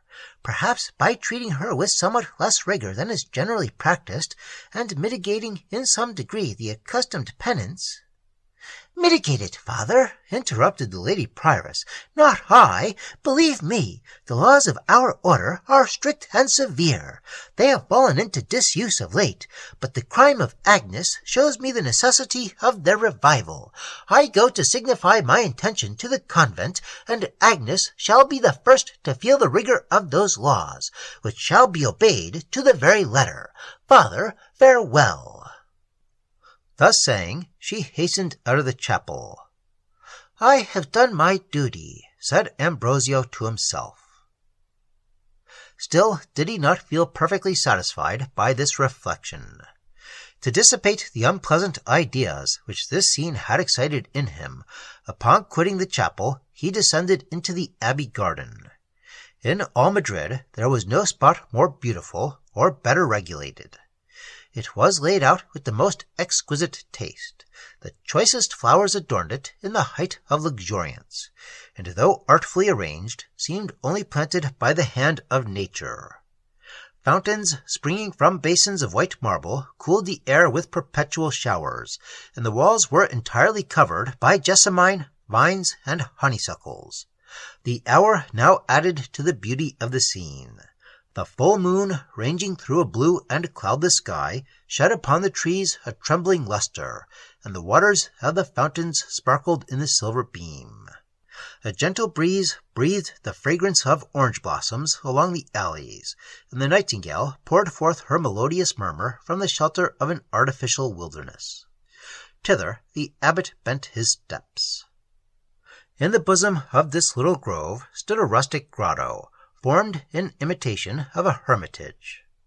The walls were constructed of roots of trees, and the interstices filled up with moss and ivy. Seats of turf were placed on either side, and a natural cascade fell from the rock above. Buried in himself, the monk approached the spot. The universal calm had communicated itself to his bosom, and a voluptuous tranquillity spread languor through his soul. He reached the hermitage, and was entering to repose himself, when he stopped on perceiving it to be already occupied. Extended upon one of the banks lay a man in a melancholy posture.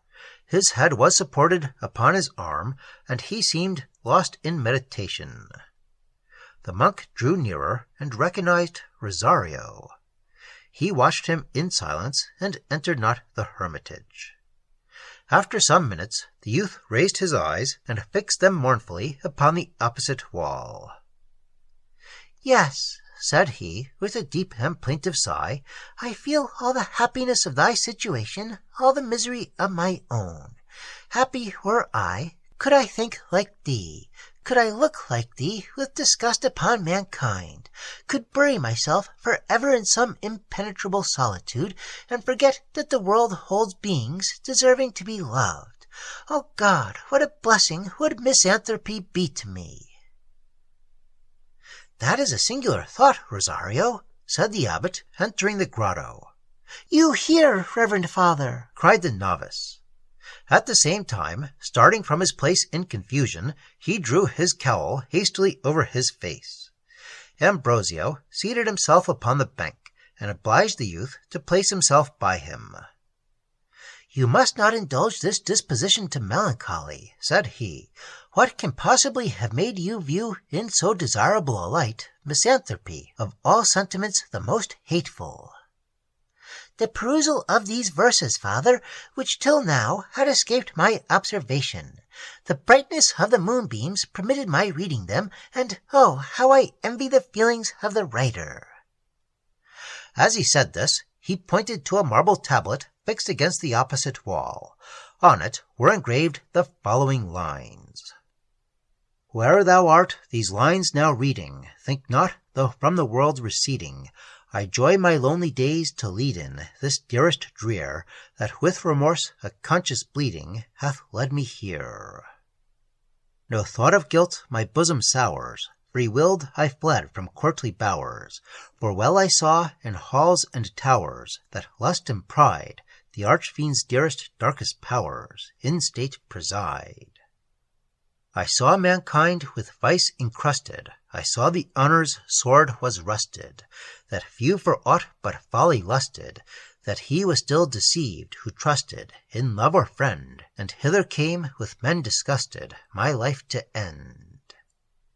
In this lone cave, in garments lowly, alike a foe to noisy folly, and brow-bent gloomy melancholy, I wear away my life, and in my office holy consume the day.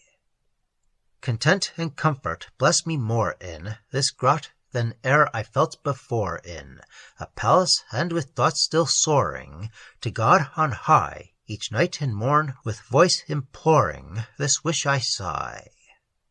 Let me, O Lord, from life retire, unknown each guilty worldly fire, remorseful throb, or loose desire, and when I die, let me in this belief expire, to God I fly.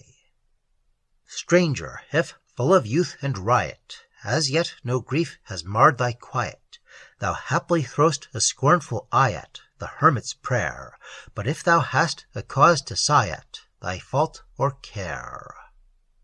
If thou hast known false love's vexation, or hast been exiled from thy nation, or guilt affrights thy contemplation, and make thee pine, O how must thou lament thy station, and envy mine! Were it possible, said the friar, for man to be so totally wrapped up in himself as to live in absolute seclusion from human nature, and could yet feel the contented tranquillity which these lines express, I allow that the situation would be more desirable than to live in a world so pregnant with every vice and every folly. But this never can be the case. This inscription was merely placed here for the ornament of the grotto, and the sentiments and the hermit are equally imaginary. Man was born for society. However little he may be attached to the world, he never can wholly forget it, or bear to be wholly forgotten by it. Disgusted at the guilt or absurdity of mankind, the misanthrope flies from it. He resolves to become a hermit, and buries himself in the cavern of some gloomy rock. While hate inflames his bosom, possibly he may feel contented with this situation. But when his passions begin to cool, when time has mellowed his sorrows, and healed those wounds which he bore with him to his solitude, think you that content becomes his companion? Ah, no, Rosario. No longer sustained by the violence of his passions, he feels all the monotony of his way of living, and his heart becomes the prey of ennui and weariness. He looks round, and finds himself alone in the universe.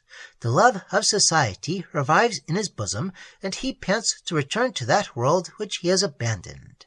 Nature loses all her charms in his eyes. No one is near him to point out her beauties, or share in his admiration of her excellence and variety. Propped upon the fragment of some rock, he gazes upon the tumbling waterfall with the vacant eye. He views without emotion the glory of the setting sun. Slowly he returns to his cell at evening, for no one there is anxious for his arrival. He has no comfort in his solitary unsavory meal. He throws himself upon his couch of moss, despondent and dissatisfied, and wakes only to pass a day as joyless, as monotonous as the former. You amaze me, father. Suppose that circumstances condemned you to solitude. Would not the duties of religion, and the consciousness of a life well spent, communicate to your heart that calm which— I should deceive myself did I fancy that they could. I am convinced of the contrary, and that all my fortitude would not prevent me from yielding to melancholy and disgust. After consuming the day in study, if you knew my pleasure at meeting my brethren in the evening. After passing many a long hour in solitude, if I could express to you the joy which I feel at once more beholding a fellow creature. 'Tis in this particular that I place the principal merit of a monastic institution. It secludes man from the temptations of vice. It procures that leisure necessary for the proper service of the Supreme. It spares him the mortification of witnessing the crimes of the worldly, and yet permits him to enjoy the blessings of society. And do you, Rosario, do you envy a hermit's life? Can you be thus blind to the happiness of your situation? Reflect upon it for a moment. This abbey is become your asylum. Your regularity, your gentleness, your talents have rendered you the object of universal esteem. You are secluded from the world which you profess to hate, yet you remain in possession of the benefits of society, and that a society composed of the most estimable of mankind. Father, father, 'tis that which causes my torment. Happy had it been for me, had my life been passed among the vicious and abandoned, had I never heard pronounced the name of virtue. 'Tis my unbounded adoration of religion, 'tis my soul's exquisite sensibility of the beauty of fair and good, that loads me with shame, that hurries me to perdition. Oh, that I had never seen these abbey walls! How, Rosario? When we last conversed, you spoke in a different tone. Is my friendship then become of such little consequence? Had you never seen these abbey walls, you never had seen me. Can that really be your wish? Had never seen you, repeated the novice, starting from the bank and grasping the friar's hand with a frantic air. You! Would to God that lightning had blasted them before you ever met my eyes. Would to God that I were never to see you more, and could forget that I had ever seen you. With these words, he flew hastily from the grotto. Ambrosio remained in his former attitude, reflecting on the youth's unaccountable behavior. He was inclined to suspect the derangement of his senses, yet the general tenor of his conduct, the connection of his ideas, and calmness of his demeanor till the moment of his quitting the grotto, seemed to discountenance this conjecture. After a few minutes, Rosario returned. He again seated himself upon the bank. He reclined his cheek upon one hand, and with the other wiped away the tears which trickled from his eyes at intervals. The monk looked upon him with compassion, and forbore to interrupt his meditations. Both observed for some time a profound silence. The nightingale had now taken her station upon an orange tree, fronting the hermitage, and poured forth a strain the most melancholy and melodious. Rosario raised his head and listened to her with attention. It was thus, said he, with a deep-drawn sigh, it was thus that, during the last month of her unhappy life, my sister used to sit listening to the nightingale. Poor Matilda! She sleeps in the grave, and her broken heart throbs no more with passion. You had a sister? You say right that I had. Alas, I have one no longer. She sunk beneath the weight of her sorrows in the very spring of life. What were those sorrows? They will not excite your pity. You know not the power of those irresistible, those fatal sentiments to which her heart was a prey. Father, she loved, unfortunately. A passion for one endowed with every virtue, for a man, or rather let me say for a divinity, proved the bane of her existence. His noble form, his spotless character, his various talents, his wisdom solid, wonderful, and glorious, might have warmed the bosom of the most insensible. My sister saw him and dared to love, though she never dared to hope. If her love was so well bestowed, what forbade her to hope the obtaining of its object? Father, before he knew her, Julian had already plighted his vows to a bride most fair, most heavenly. Yet still my sister loved, and for the husband's sake she doted upon the wife. One morning she found the means to escape from our father's house.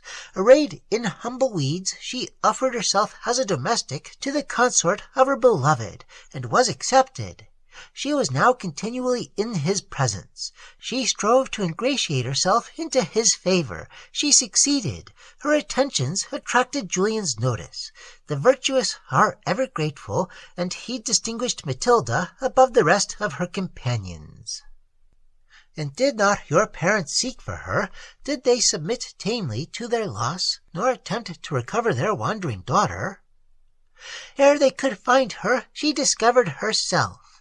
Her love grew too violent for concealment, yet she wished not for Julian's person, she ambitioned but for a share of his heart. In an unguarded moment she confessed her affection. What was the return? Doting upon his wife, and believing that a look of pity bestowed upon another was a theft from what he owed to her, he drove Matilda from his presence. He forbade her ever again appearing before him. His severity broke her heart. She returned to her father's, and in a few months after was carried to her grave. Unhappy girl! Surely her fate was too severe, and Julian was too cruel. "Do you think so, father?" cried the novice with vivacity. "Do you think that he was cruel?"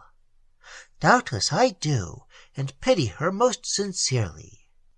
"You pity her! You pity her! Oh, father, father, then pity me!" The friar started, when, after a moment's pause, Rosario added with the faltering voice, "For my sufferings are still greater.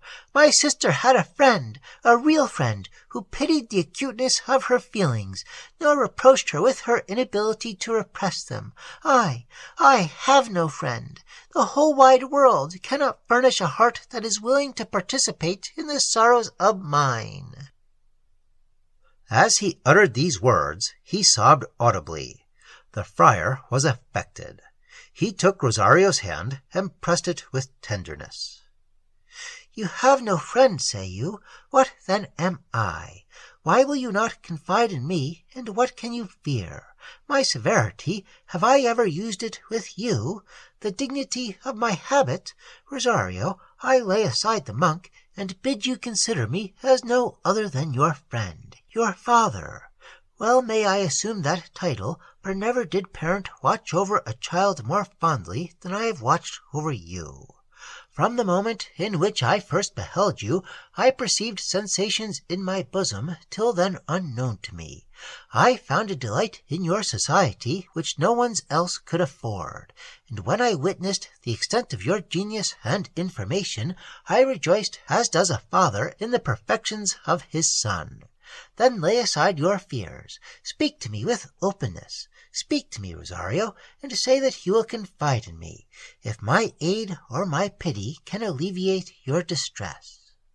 "Yours can, yours only can. Ah, father, how willingly would I unveil to you my heart. How willingly would I declare the secret which bows me down with its weight. But oh, I fear, I fear." "What, my son?" "That you should abhor me for my weakness, that the reward of my confidence should be the loss of your esteem." "How shall I reassure you? Reflect upon the whole of my past conduct, upon the paternal tenderness which I have ever shown you. Abhor you, Rosario, it is no longer in my power. To give up your society would be to deprive myself of the greatest pleasure of my life. Then reveal to me what afflicts you, and believe me while I solemnly swear—" "Hold!" interrupted the novice. "Swear that whatever be my secret, you will not oblige me to quit the monastery till my novitiate shall expire." "I promise it faithfully, and as I keep my vows to you, may Christ keep his to mankind. Now then, explain this mystery, and rely upon my indulgence." "I obey you. Know then, oh, how I tremble to name the word. Listen to me with pity, revered Ambrosio. Call upon every latent spark of human weakness that may teach you compassion for mine. Father," continued he, throwing himself at the friar's feet and pressing his hand to his lips with eagerness, while agitation for a moment choked his voice. "Father," continued he in faltering accents, "I am a woman." The abbot started at this unexpected avowal. Prostrate on the ground lay the feigned Rosario, as if waiting in silence the decision of his judge. Astonishment on the one part, apprehension on the other, for some minutes chained them in the same attitudes as they had been touched by the rod of some magician. At length, recovering from his confusion, the monk quitted the grotto and sped with precipitation towards the abbey. His action did not escape the suppliant. She sprang from the ground, she hastened to follow him, overtook him, threw herself in his passage, and embraced his knees. Ambrosio strove in vain to disengage himself from her grasp.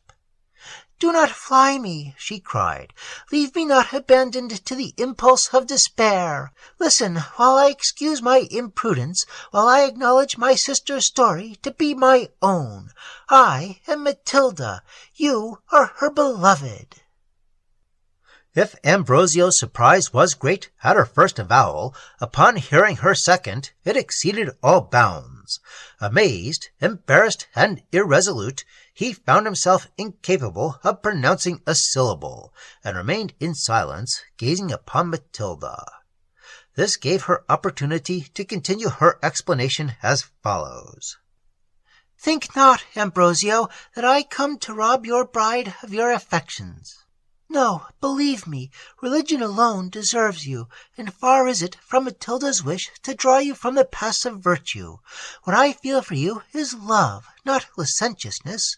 I sigh to be possessor of your heart, not lust for the enjoyment of your person. Deign to listen to my vindication. A few moments will convince you that this holy retreat is not polluted by my presence, and that you may grant me your compassion without trespassing against your vows." She seated herself. Ambrosio, scarcely conscious of what he did, followed her example, and she proceeded in her discourse. "I spring from a distinguished family. My father was chief of the noble house of Villenegas. He died while I was still an infant, and left me sole heiress of his immense possessions. Young and wealthy, I was sought in marriage by the noblest youths of Madrid, but no one succeeded in gaining my affections. I had been brought up under the care of an uncle possessed of the most solid judgment and extensive erudition. He took pleasure in communicating to me some portion of his knowledge. Under his instructions, my understanding acquired more strength and justness than generally falls to the lot of my sex. The ability of my preceptor being aided by natural curiosity, I not only made a considerable progress in sciences universally studied, but in others revealed but to few, and lying under censure from the blindness of superstition. But while my guardian labored to enlarge the sphere of my knowledge, he carefully inculcated every moral precept. He relieved me from the shackles of vulgar prejudice. He pointed out the beauty of religion. He taught me to look with adoration upon the pure and virtuous. And, woe is me, I have obeyed him but too well.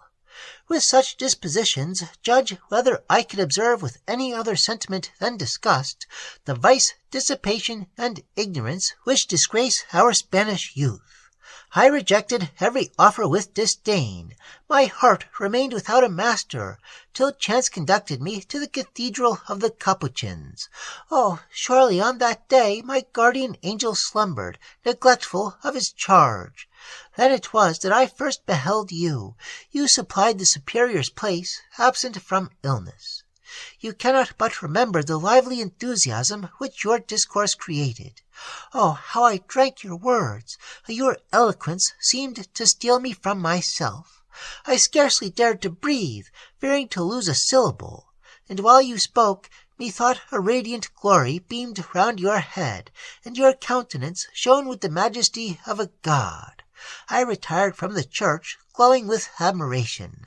From that moment you became the idol of my heart, the never-changing object of my meditations. I inquired respecting you. The reports which were made me of your mode of life, of your knowledge, piety, and self-denial, riveted the chains imposed on me by your eloquence. I was conscious that there was no longer a void in my heart, that I had found the man whom I had sought till then in vain. In expectation of hearing you again, every day I visited your cathedral. You remained secluded within the abbey walls, and I always withdrew, wretched and disappointed. The night was more propitious to me, for then you stood before me in my dreams. You vowed to me eternal friendship.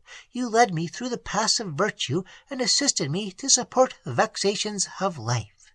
The morning dispelled these pleasing visions. I awoke and found myself separated from you by barriers which appeared insurmountable. Time seemed only to increase the strength of my passion. I grew melancholy and despondent.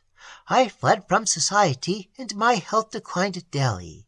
At length, no longer able to exist in this state of torture, I resolved to assume the disguise in which you see me. My artifice was fortunate. I was received into the monastery, and succeeded in gaining your esteem. Now then, I should have felt completely happy, had not my quiet been disturbed by the fear of detection. The pleasure which I received from your society was embittered by the idea that perhaps I should soon be deprived of it, and my heart throbbed so rapturously at obtaining the marks of your friendship as to convince me that I never should survive its loss.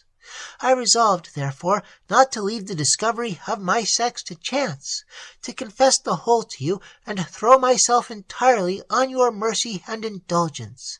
Ah, Ambrosio, can I have been deceived? Can you be less generous than I thought?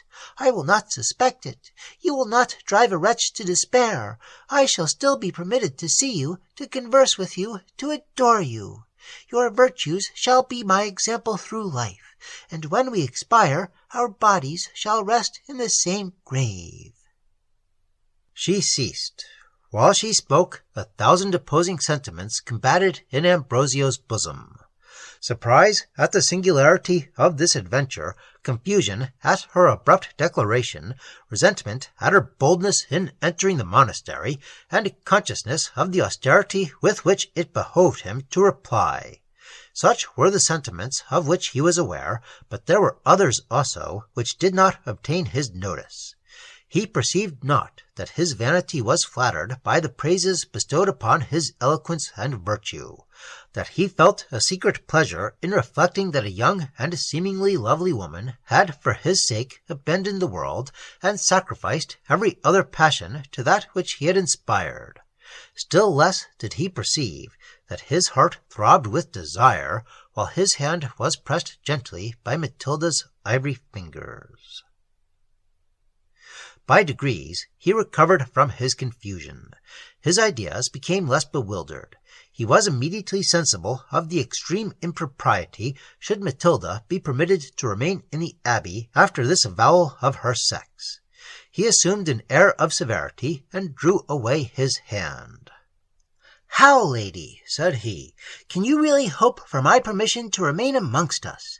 Even were I to grant your request, what good could you derive from it?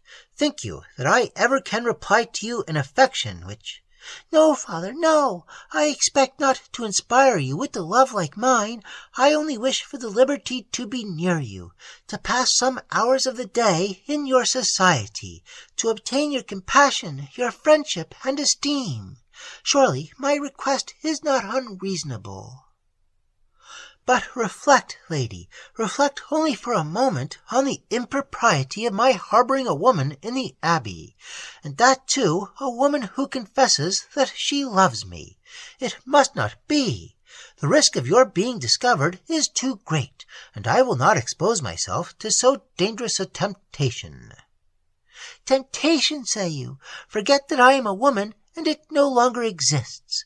Consider me only as a friend, as an unfortunate, whose happiness, whose life, depends upon your protection.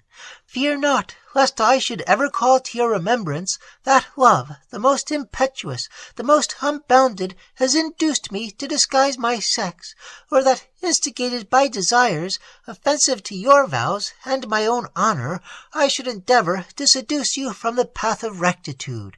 No, Ambrosio, learn to know me better. I love you for your virtues. Lose them, and with them you lose my affections. I look upon you as a saint. Prove to me that you are no more than man, and I quit you with disgust.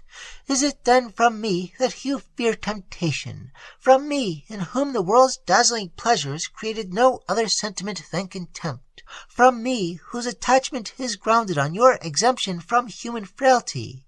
Oh, dismiss such injurious apprehensions. Think nobler of me. Think nobler of yourself. I am incapable of seducing you to error, and surely your virtue is established on a basis too firm to be shaken by unwarranted desires. Ambrosio, dearest Ambrosio, drive me not from your presence. Remember your promise, and authorize my stay. Impossible, Matilda. Your interest commands me to refuse your prayer, since I tremble for you, not for myself. After vanquishing the impetuous evolutions of youth, after passing 30 years in mortifaction and penance, I might safely permit your stay, nor fear your inspiring me with warmer sentiments than pity. But to yourself, remaining in the abbey can produce none but fatal consequences. You will misconstrue my every word and action. You will seize every circumstance with avidity which encourages you to hope the return of your affection. Insensibly your passions will gain a superiority over your reason, and, far from being repressed by my presence, every moment which we pass together will only serve to irritate and excite them. Believe me, unhappy woman, you possess my sincere compassion. I am convinced that you have hitherto acted upon the purest motives, but though you are blind to the imprudence of your conduct, in me it would be culpable not to open your eyes. I feel that duty obliges my treating you with harshness. I must reject your prayer, and remove every shadow of hope which may aid to nourish sentiments so pernicious to your repose. Matilda, you must from hence tomorrow. Tomorrow, Ambrosio, tomorrow! Oh, surely you cannot mean it. You cannot resolve on driving me to despair. You cannot have the cruelty. You have heard my decision, and it must be obeyed. The laws of our order forbid your stay. It would be perjury to conceal that a woman is within these walls, and my vows will oblige me to declare your story to the community. You must from hence. I pity you, but can do no more." He pronounced these words in a faint and trembling voice. Then, rising from his seat, he would have hastened towards the monastery. Uttering a loud shriek, Matilda followed and detained him. "Stay yet one moment, Ambrosio. Hear me yet speak one word." "I dare not listen. Release me. You know my resolution." "But one word, but one last word, and I have done." "Leave me. Your entreaties are in vain. You must from hence tomorrow." "Go then, barbarian, but this resource is still left me." As she said this, she suddenly drew a poniard. She rent open her garment and placed the weapon's point against her bosom. "Father, I will never quit these walls alive." "Hold, hold, Matilda. What would you do?" "You are determined. So am I. The moment that you leave me, I plunge the steel in my heart." "Holy St. Francis! Matilda, have you your senses? Do you know the consequences of your action? That suicide is the greatest of crimes, that you destroy your soul, that you lose your claim to salvation, that you prepare for yourself everlasting torments." "I care not, I care not," she replied passionately. "Either your hand guides me to paradise, or my own dooms me to perdition. Speak to me, Ambrosio. Tell me that you will conceal my story, that I shall remain your friend and your companion, or this poniard drinks my blood." As she uttered these last words, she lifted her arm and made a motion as if to stab herself. The friar's eyes followed with dread the course of the dagger. She had torn open her habit, and her bosom was half exposed. The weapon's point rested upon her left breast, and oh, that was such a breast! The moonbeams darting full upon it enabled the monk to observe its dazzling whiteness. His eyes dwelt with insatiable avidity upon the beauteous orb. A sensation till then unknown filled his heart with a mixture of anxiety and delight. A raging fire shot through every limb, the blood boiled in his veins, and 1,000 wild wishes bewildered his imagination. "Hold!" he cried, in a hurried, faltering voice. "I can resist no longer. Stay then, enchantress, stay for my destruction." He said, and rushing from the place, hastened towards the monastery. He regained his cell, and threw himself upon his couch, distracted, irresolute, and confused. He found it impossible for some time to arrange his ideas. The scene in which he had been engaged had excited such a variety of sentiments in his bosom that he was incapable of deciding which was predominant. He was irresolute what conduct he ought to hold with the disturber of his repose. He was conscious that prudence, religion, and propriety necessitated his obliging her to quit the abbey. But, on the other hand, such powerful reasons authorized her stay that he was too much inclined to consent to her remaining. He could not avoid being flattered by Matilda's declaration, and at reflecting that he had unconsciously vanquished a heart which had resisted the attacks of Spain's noblest cavaliers. The manner in which he had gained her affections was also the most satisfactory to his vanity. He remembered the many happy hours which he had passed in Rosario's society, and dreaded that void in his heart which parting with him would occasion. Besides all this, he considered that as Matilda was wealthy, her favour might be of essential benefit to the abbey. "And what do I risk," said he to himself, "by authorizing her stay? May I not safely credit her assertions? Will it not be easy for me to forget her sex, and still consider her as my friend and my disciple? Surely her love is as pure as she describes. Had it been the offspring of mere licentiousness, would she so long have concealed it in her own bosom? Would she not have employed some means to procure its gratification? She has done quite the contrary. She strove to keep me in ignorance of her sex, and nothing but the fear of detection, and my instances, would have compelled her to reveal the secret. She has observed the duties of religion not less strictly than myself. She has made no attempt to rouse my slumbering passions, nor has she ever conversed with me till this night on the subject of love. Had she been desirous to gain my affections, not my esteem, she would not have concealed from me her charms so carefully. At this very moment I have never seen her face, yet certainly that face must be lovely, and her person beautiful, to judge by what I have seen." As this last idea passed through his imagination, a blush spread itself over his cheek. Alarmed at the sentiments which he was indulging, he betook himself to prayer. He started from his couch, knelt before the beautiful Madonna, and entreated her assistance in stifling such culpable emotions. He then returned to his bed, and resigned himself to slumber. He awoke heated and unrefreshed. During his sleep, his inflamed imagination had presented him with none but the most voluptuous objects. Matilda stood before him in his dreams, and his eyes again dwelt upon her naked breast. She repeated her protestations of eternal love, threw her arms round his neck, and loaded him with kisses. He returned them. He clasped her passionately to his bosom, and the vision was dissolved. Sometimes his dreams presented the image of his favourite Madonna, and he fancied that he was kneeling before her. As he offered up his vows to her, the eyes of the figure seemed to beam on him with inexpressible sweetness. He pressed his lips to hers, and found them warm.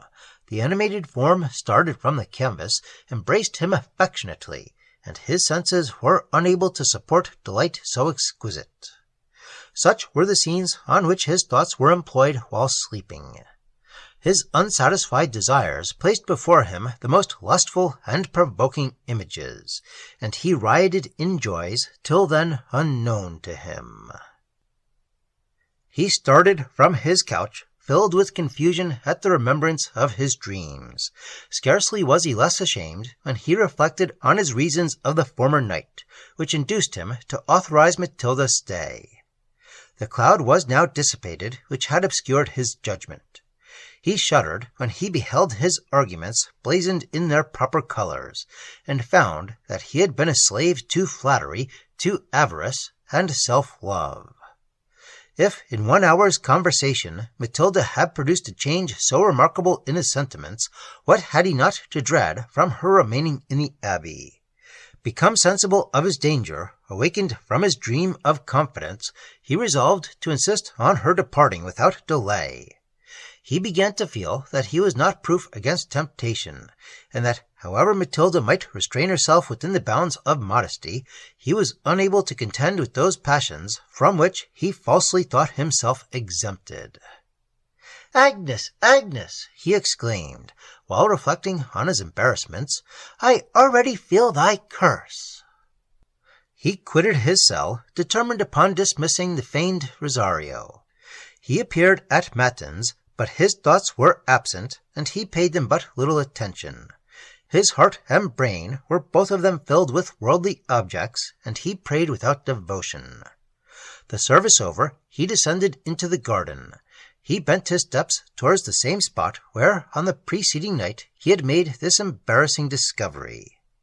He doubted not that Matilda would seek him there. He was not deceived. She soon entered the hermitage, and approached the monk with a timid air. After a few minutes, during which both were silent, she appeared as if on the point of speaking, but the abbot, who during this time had been summoning up all his resolution, hastily interrupted her. Though still unconscious how extensive was its influence, he dreaded the melodious seduction of her voice. "Seat yourself beside me, Matilda," said he, assuming a look of firmness, though carefully avoiding the least mixture of severity. "Listen to me patiently, and believe that in what I shall say I am not more influenced by my own interest than by yours.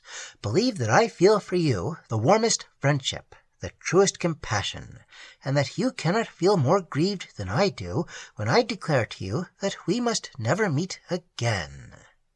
"Ambrosio!" she cried, in a voice at once expressive both of surprise and of sorrow. "Be calm, my friend, my Rosario. Still let me call you by that name, so dear to me. Our separation is unavoidable. I blush to own how sensibly it affects me, but yet it must be so. I feel myself incapable of treating you with indifference, and that very conviction obliges me to insist upon your departure. Matilda, you must stay here no longer." "Oh, where shall I now seek for probity? Disgusted with the perfidious world, in what happy region does truth conceal herself? Father, I hoped that she resided here. I thought that your bosom had been her favorite shrine, and you, too, prove false. Oh, God, and you, too, can betray me." "Matilda!" "Yes, father, yes, 'tis with justice that I reproach you. Oh, where are your promises? My novitiate has not expired, and yet you will compel me to quit the monastery. Can you have the heart to drive me from you? And have I not received your solemn oath to the contrary?" "I will not compel you to quit the monastery. You have received my solemn oath to the contrary. But yet, when I throw myself upon your generosity, when I declare to you the embarrassments in which your presence involves me, will you not release me from that oath? Reflect upon the danger of a discovery, upon the opprobrium in which such an event would plunge me. Reflect that my honor and reputation are at stake, and that my peace of mind depends on your compliance. As yet my heart is free. I shall separate from you with regret, but not with despair. Stay here, and a few weeks will sacrifice my happiness on the altar of your charms. You are but too interesting, too amiable. I should love you, I should dote on you. My bosom would become the prey of desires which honor and my profession forbid me to gratify. If I resisted them, the impetuosity of my wishes unsatisfied would drive me to madness. If I yielded to the temptation, I should sacrifice to one moment of guilty pleasure my reputation in this world, my salvation in the next. To you, then, I fly for defense against myself. Preserve me from losing the reward of 30 years of sufferings. Preserve me from becoming the victim of remorse. Your heart has already felt the anguish of hopeless love. Oh, then, if you really value me, spare mine that anguish. Give me back my promise. Fly from these walls. Go, and you bear with you my warmest prayers for your happiness, my friendship, my esteem, and admiration. Stay, and you become to me the source of danger, of sufferings, of despair. Answer me, Matilda, what is your resolve? She was silent. Will you not speak, Matilda? Will you not name your choice? Cruel, cruel, she exclaimed, wringing her hands in agony. You know too well that you offer me no choice.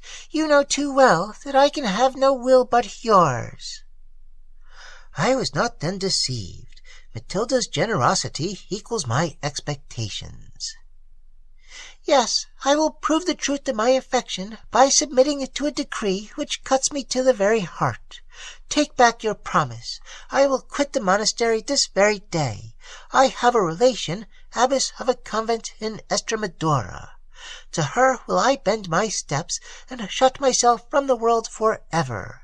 Yet tell me, Father, shall I bear your good wishes with me to my solitude?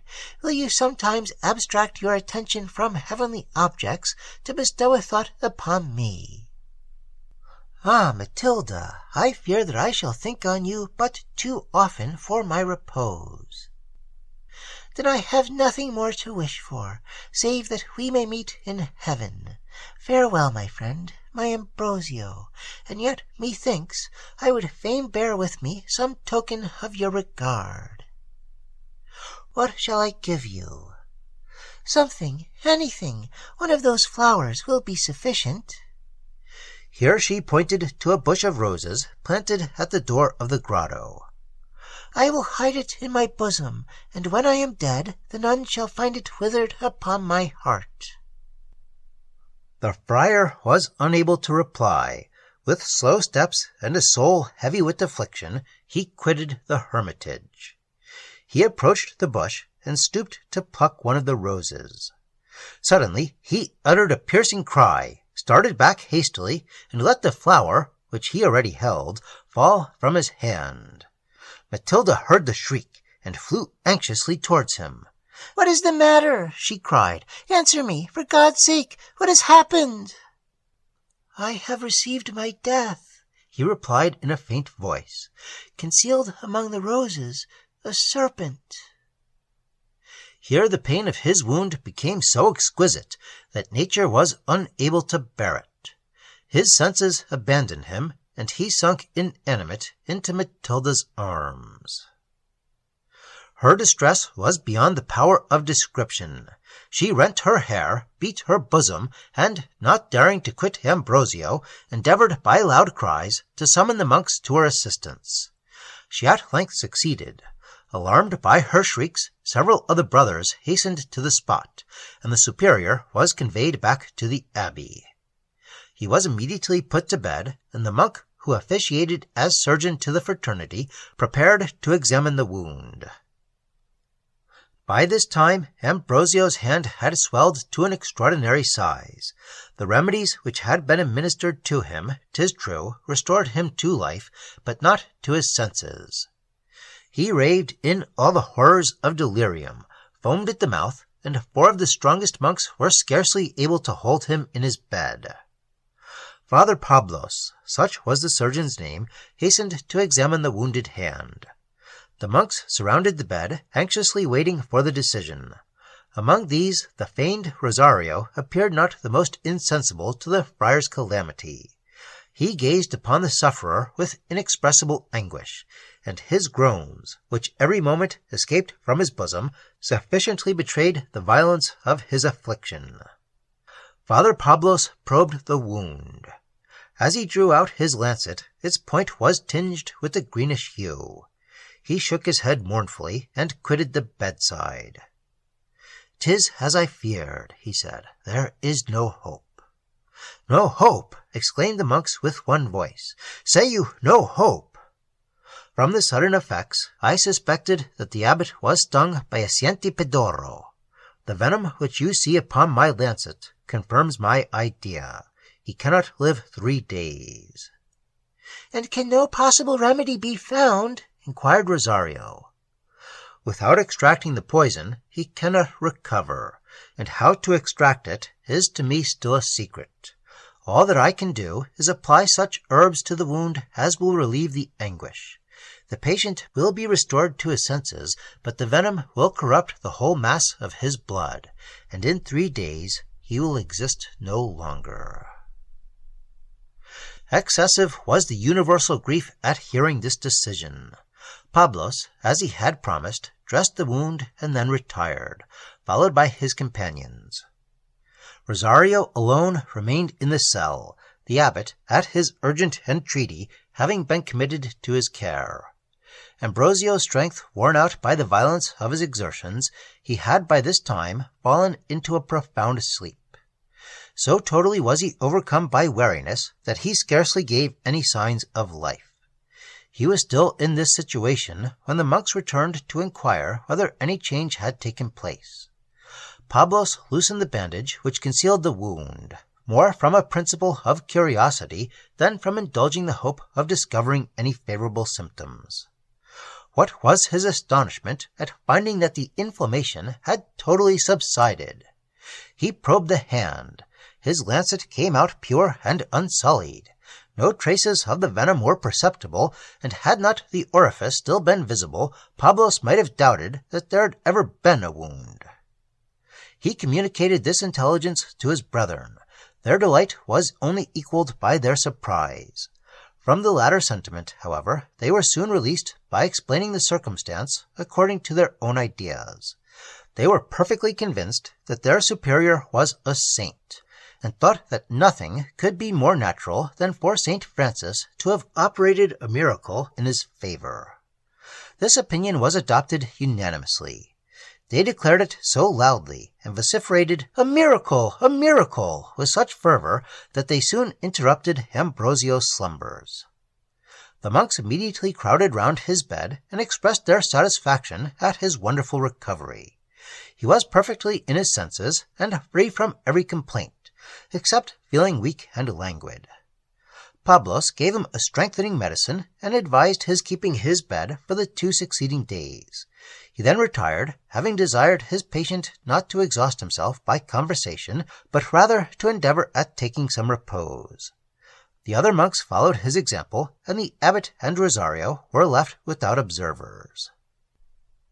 For some minutes Ambrosio regarded his attendant with a look of mingled pleasure and apprehension. She was seated upon the side of the bed, her head bending down, and, as usual, enveloped in the cowl of her habit. "And you are still here, Matilda," said the friar at length. "Are you not satisfied with having so nearly effected my destruction that nothing but a miracle could have saved me from the grave? Ah, surely heaven sent that serpent to punish." Matilda interrupted him by putting her hand before his lips with an air of gaiety. "Hush, father, hush! You must not talk." He who imposed that order knew not how interesting are the subjects on which I wish to speak. "But I know it, and yet issue the same positive command. I am appointed your nurse, and you must not disobey my orders." "You are in spirits, Matilda." "Well may I be so. I have just received a pleasure unexampled through my whole life." "What was that pleasure?" "What I must conceal from all, but most from you." "But most from me? Nay, then, I entreat you, Matilda." "Hush, father, hush! You must not talk. But as you do not seem inclined to sleep, shall I endeavor to amuse you with my harp?" "How? I knew not that you understood music." "Oh, I am a sorry performer, yet as silence is prescribed for 48 hours, I may possibly entertain you when wearied of your own reflections. I go to fetch my harp." She soon returned with it. "Now, father, what shall I sing? Will you hear the ballad which treats of the gallant Durandarte, who died in the famous battle of Roncesvalles?" What you please, Matilda.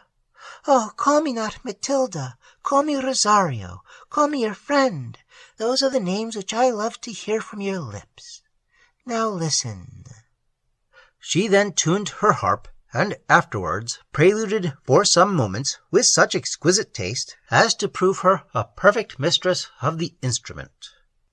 The air which she played was soft and plaintive. Ambrosio, while he listened, felt his uneasiness subside, and a pleasing melancholy spread itself into his bosom. Suddenly Matilda changed the strain. With a hand bold and rapid, she struck a few loud martial chords, and then chanted the following ballad to an air at once simple and melodious. Sad and fearful is the story of the Roncesvalles fight. On those fatal plains of glory perished many a gallant knight. There fell Durandarte, never verse a nobler chieftain named. He, before his lips forever closed in silence, thus exclaimed: "O Belerma, O my dear one, for my pain and pleasure born, 7 long years I served thee, fair one, 7 long years my fee was scorn. And when now thy heart replying to my wishes burns like mine, cruel fate, my bliss denying, bids me every hope resign. Ah, though young I fall, believe me, death would never claim a sigh. 'Tis to lose thee, 'tis to leave thee, makes me think it hard to die. O my cousin Montesinos, by that friendship firm and dear, which from youth has lived between us, now my last petition hear. When my soul, these limbs forsaking, eager seeks a purer air, from my breast the cold heart taking, give it to Belerma's care. Say, I, of my land's possessor, named her with my dying breath. Say, my lips I oped to bless her, ere they closed, for I in death. Twice a week, too, how sincerely I adored her, cousin, say. Twice a week, for one who dearly loved her cousin, bid her pray. Montesinos, now the hour marked by fate is near at hand. Lo, my arm has lost its power, lo, I drop my trusty brand. Eyes which forth beheld me going, homewards ne'er shall see me high. Cousin, stop those tears o'erflowing, let me on thy bosom die. Thy kind hand, my eyelids closing, yet one favour I implore. Pray thou for my soul's reposing, when my heart shall throb no more. So shall Jesus, still attending, gracious to a Christian's vow, pleased accept my ghost ascending, and a seat in heaven allow. Thus spoke gallant Durandarte, soon his brave heart broke in twain. Greatly joyed the Moorish party, that the gallant knight was slain. Bitter weeping Montesinos took from him his helm and glaive. Bitter weeping Montesinos dug his gallant cousin's grave. To perform his promise made, he cut the heart from out the breast, that Belerma, wretched lady, might receive the last bequest. Sad was Montesinos' heart, he felt distressed his bosom rend. Oh, my cousin Durandarte, woe is me to view thy end. Sweet in manners, fair in favour, mild in temper, fierce in fight, warrior, nobler, gentler, braver, never shall behold the light. Cousin, lo, my tears bedew thee, how shall I thy loss survive? Durandarte, he who slew thee, wherefore left he me alive? While she sung, Ambrosio listened with delight. Never had he heard a voice more harmonious, and he wondered how such heavenly sounds could be produced by any but angels. But though he indulged the sense of hearing, a single look convinced him that he must not trust to that of sight. The songstress sat at a little distance from his bed. The attitude in which she bent over her harp was easy and graceful. Her cowl had fallen backwarder than usual. 2 coral lips were visible, ripe, fresh, and melting, and a chin in whose dimples seemed to lurk 1,000 cupids. her habit's long sleeve would have swept along the cords of the instrument. To prevent this inconvenience, she had drawn it above her elbow, and by this means an arm was discovered, formed in the most perfect symmetry, the delicacy of whose skin might have contended with snow in whiteness. Ambrosio dared to look on her but once. That glance sufficed to convince him how dangerous was the presence of this seducing object. He closed his eyes, but strove in vain to banish her from his thoughts. There she still moved before him, adorned with all those charms which his heated imagination could supply. Every beauty which he had seen appeared embellished, and those still concealed, fancy represented to him in glowing colors. Still, however, his vows and the necessity of keeping them were present to his memory. He struggled with desire and shuddered when he beheld how deep was the precipice before him. Matilda ceased to sing. Dreading the influence of her charms, Ambrosio remained with his eyes closed, and offered up his prayers to St. Francis to assist him in this dangerous trial. Matilda believed that he was sleeping. She rose from her seat, approached the bed softly, and for some minutes gazed upon him attentively. "He sleeps," she said at length in a low voice, but whose accents the abbot distinguished perfectly. "Now then, I may gaze upon him without offence. I may mix my breath with his. I may dote upon his features, and he cannot suspect me of impurity and deceit. He fears my seducing him to the violation of his vows. Oh, the unjust! Were it my wish to excite desire, should I conceal my features from him so carefully, those features of which I daily hear him?" She stopped and was lost in her reflections. "It was but yesterday," she continued, "but a few short hours have passed since I was dear to him. He esteemed me, and my heart was satisfied. Now, oh now, how cruelly is my situation changed! He looks on me with suspicion. He bids me leave him forever. Oh, you, my saint, my idol, you, holding the next place to God in my breast. Yet 2 days, and my heart will be unveiled to you. Could you know my feelings when I beheld your agony, could you know how much your sufferings have endeared you to me, but the time will come when you will be convinced that my passion is pure and disinterested. Then you will pity me and feel the whole weight of these sorrows." As she said this, her voice was choked by weeping. While she bent over Ambrosio, a tear fell upon his cheek. "Ah, I have disturbed him," cried Matilda, and retreated hastily. Her alarm was ungrounded. None sleep so profoundly as those who are determined not to wake. The friar was in this predicament. He still seemed buried in a repose, which every succeeding minute rendered him less capable of enjoying. The burning tear had communicated its warmth to his heart. "What affection! What purity!" said he internally. "Ah, since my bosom is thus sensible of pity, what would it be if agitated by love?" Matilda again quitted her seat and retired to some distance from the bed. Ambrosio ventured to open his eyes and to cast them upon her fearfully. Her face was turned from him. She rested her head in a melancholy posture upon her harp, and gazed on the picture which hung opposite to the bed. "Happy, happy image!" Thus did she address the beautiful Madonna. "'Tis to you that he offers his prayers. 'Tis on you that he gazes with admiration. I thought you would have lightened my sorrows. You have only served to increase their weight. You have made me feel that, had I known him ere his vows were pronounced, Ambrosio and happiness might have been mine. With what pleasure he views this picture! With what fervor he addresses his prayers to the insensible image!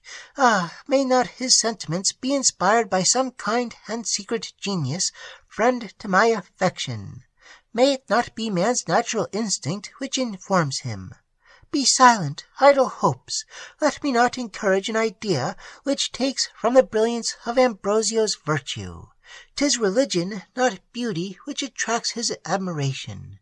'Tis not to the woman, but the divinity, that he kneels. Would he but address to me the least tender expression which he pours forth to this Madonna! Would he but say that were he not already affianced to the church, he would not have despised Matilda. Oh, let me nourish that fond idea. Perhaps he may yet acknowledge that he feels for me more than pity, and that affection like mine might well have deserved a return. Perhaps he may own thus much when I lie on my deathbed. He then need not fear to infringe his vows, and the confession of this regard will soften the pangs of dying. Would I were sure of this! Oh, how earnestly should I sigh for the moment of dissolution!" Of this discourse the abbot lost not a syllable, and the tone in which he pronounced these last words pierced to his heart. Involuntarily he raised himself from his pillow. "Matilda!" he said in a troubled voice. "Oh, my Matilda!" She started at the sound and turned towards him hastily. The suddenness of her movement made her cowl fall back from her head. Her features became visible to the monk's inquiring eye. What was his amazement at beholding the exact resemblance of his admired Madonna! The same exquisite proportion of features, the same profusion of golden hair, the same rosy lips, heavenly eyes, and majesty of countenance adorned Matilda. Uttering an exclamation of surprise, Ambrosio sunk back upon his pillow, and doubted whether the object before him was mortal or divine. Matilda seemed penetrated with confusion. She remained motionless in her place, and supported herself upon her instrument. Her eyes were bent upon the earth, and her fair cheeks overspread with blushes. On recovering herself, her first action was to conceal her features. She then, in an unsteady and troubled voice, ventured to address these words to the friar. "Accident has made you master of a secret which I never would have revealed but on the bed of death. Yes, Ambrosia, in Matilda de Villenegas you see the original of your beloved Madonna. Soon after I conceived my unfortunate passion, I formed the project of conveying to you my picture. Crowds of admirers had persuaded me that I possessed some beauty, and I was anxious to know what effect it would produce upon you. I caused my portrait to be drawn by Martin Galuppi, a celebrated Venetian at that time resident in Madrid. The resemblance was striking. I sent it to the Capuchin Abbey as if for sale, and the Jew from whom you bought it was one of my emissaries. You purchased it. Judge of my rapture when informed that you had gazed upon it with delight, or rather with adoration, that you had suspended it in your cell, and that you addressed your supplications to no other saint. Will this discovery make me still more regarded as an object of suspicion? Rather should it convince you how pure is my affection, and engage you to suffer me in your society and esteem. I heard you daily extol the praises of my portrait. I was an eye-witness of the transports which its beauty excited in you. Yet I forbore to use against your virtue those arms with which yourself had furnished me. I concealed those features from your sight which you loved unconsciously. I strove not to excite desire by displaying my charms, or to make myself mistress of your heart through the medium of your senses. To attract your notice by studiously attending to religious duties, to endear myself to you by convincing you that my mind was virtuous and my attachment sincere, such was my only aim. I succeeded. I became your companion and your friend. I concealed my sex from your knowledge, and had you not pressed me to reveal my secret, had I not been tormented by the fear of a discovery, never had you known me for any other than Rosario. And still you're resolved to drive me from you. The few hours of life which yet remain for me, may I not pass them in your presence? Oh, speak, Ambrosio, and tell me that I may stay." This speech gave the abbot an opportunity of recollecting himself. He was conscious that, in the present disposition of his mind, avoiding her society was his only refuge from the power of this enchanting woman. "Your declaration has much astonished me," said he, "that I am at present incapable of answering you. Do not insist upon a reply, Matilda. Leave me to myself. I have need to be alone." "I obey you, but before I go, promise not to insist upon my quitting the Abbey immediately." "Matilda, reflect upon your situation. Reflect upon the consequences of your stay. Our separation is indispensable, and we must part." "But not today, father. Oh, in pity, not today." "You press me too hard, but I cannot resist that tone of supplication. Since you insist upon it, I yield to your prayer. I consent to your remaining here a sufficient time to prepare, in some measure, the brethren for your departure. Stay yet 2 days, but on the 3rd, he sighed involuntarily, remember that on the 3rd we must part forever. She caught his hand eagerly and pressed it to her lips. "On the 3rd, she exclaimed with an air of wild solemnity. "You are right, father, you are right. On the 3rd we must part forever." There was a dreadful expression in her eye as she uttered these words, which penetrated the friar's soul with horror. Again she kissed his hand, and then fled with rapidity from the chamber. Anxious to authorize the presence of his dangerous guest, yet conscious that her stay was infringing the laws of his order, Ambrosio's bosom became the theatre of 1,000 contending passions. At length his attachment to the feigned Rosario, aided by the natural warmth of his temperament, seemed likely to obtain the victory. The success was assured when that presumption which formed the groundwork of his character came to Matilda's assistance. The monk reflected that to vanquish temptation was an infinitely greater merit than to avoid it. He thought that he ought rather to rejoice in the opportunity given him of proving the firmness of his virtue. St. Anthony had withstood all seductions to lust. Then why should not he? Besides, St. Anthony was tempted by the devil, who put every art into practice to excite his passions, whereas Ambrosio's danger proceeded from a mere mortal woman, fearful and modest, whose apprehensions of his yielding were not less violent than his own. "Yes," said he, "the unfortunate shall stay. I have nothing to fear from her presence. Even should my own prove too weak to resist the temptation, I am secured from danger by the innocence of Matilda." Ambrosio was yet to learn that to a heart unacquainted with her, vice is ever most dangerous when lurking behind a mask of virtue. He found himself so perfectly recovered that when Father Pablos visited him again at night, he entreated permission to quit his chamber on the following day. His request was granted. Matilda appeared no more that evening, except in company with the monks when they came in a body to inquire after the abbot's health. She seemed fearful of conversing with him in private, and stayed but a few minutes in his room. The friar slept well, but the dreams of the former night were repeated, and his sensations of voluptuousness were yet more keen and exquisite. The same lust-exciting visions floated before his eyes. Matilda, in all the pomp of beauty, warm, tender, and luxurious, clasped him to her bosom, and lavished upon him the most ardent caresses. He returned them as eagerly, and already was on the point of satisfying his desires, when the faithless form disappeared, and left him to all the horrors of shame and disappointment. The morning dawned. Fatigued, harassed, and exhausted by his provoking dreams, he was not disposed to quit his bed. He excused himself from appearing at matins. It was the first morning in his life that he had ever missed them.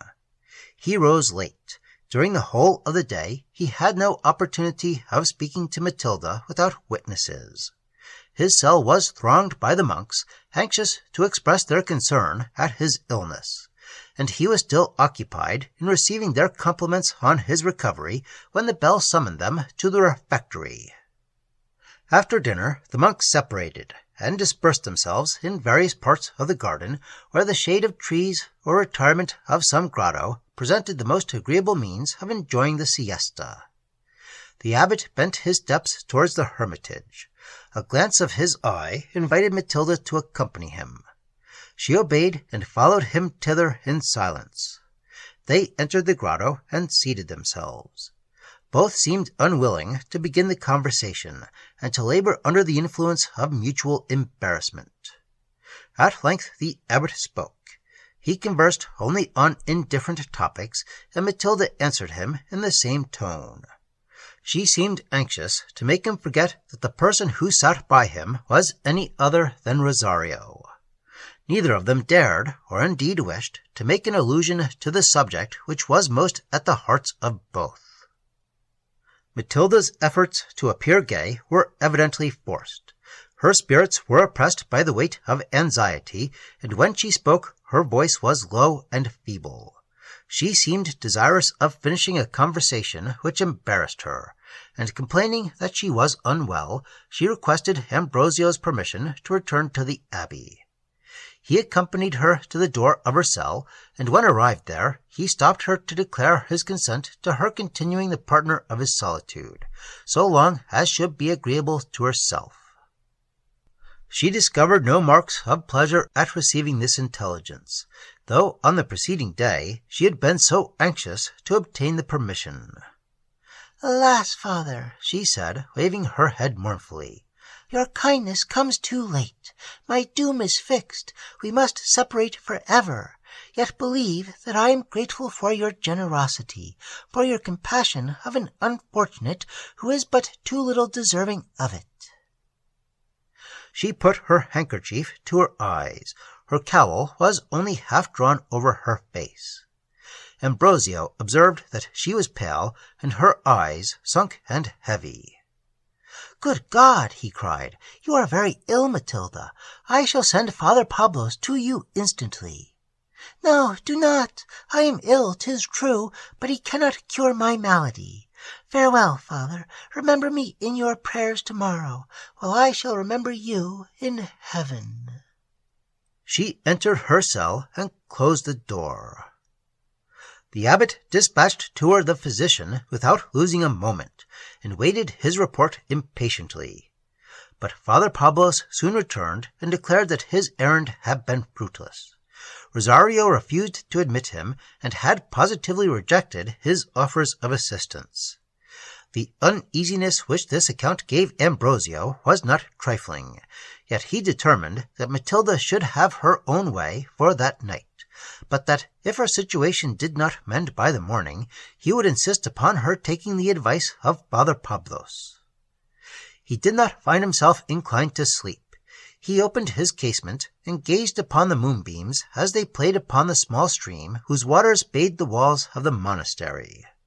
The coolness of the night breeze and tranquillity of the hour inspired the friar's mind with sadness.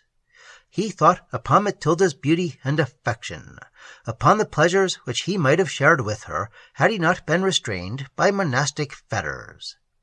He reflected that, unsustained by hope, her love for him could not long exist, that doubtless she would succeed in extinguishing her passion and seek for happiness in the arms of one more fortunate. He shuddered at the void which her absence would leave in his bosom.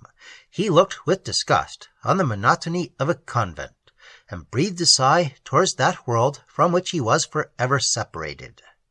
Such were the reflections which a loud knocking at his door interrupted. The bell of the church had already struck 2. The abbot hastened to inquire the cause of this disturbance. He opened the door of his cell, and a lay brother entered, whose looks declared his hurry and confusion. "Hasten, reverend father," said he. "Hasten to the young Rosario. He earnestly requests to see you. He lies at the point of death."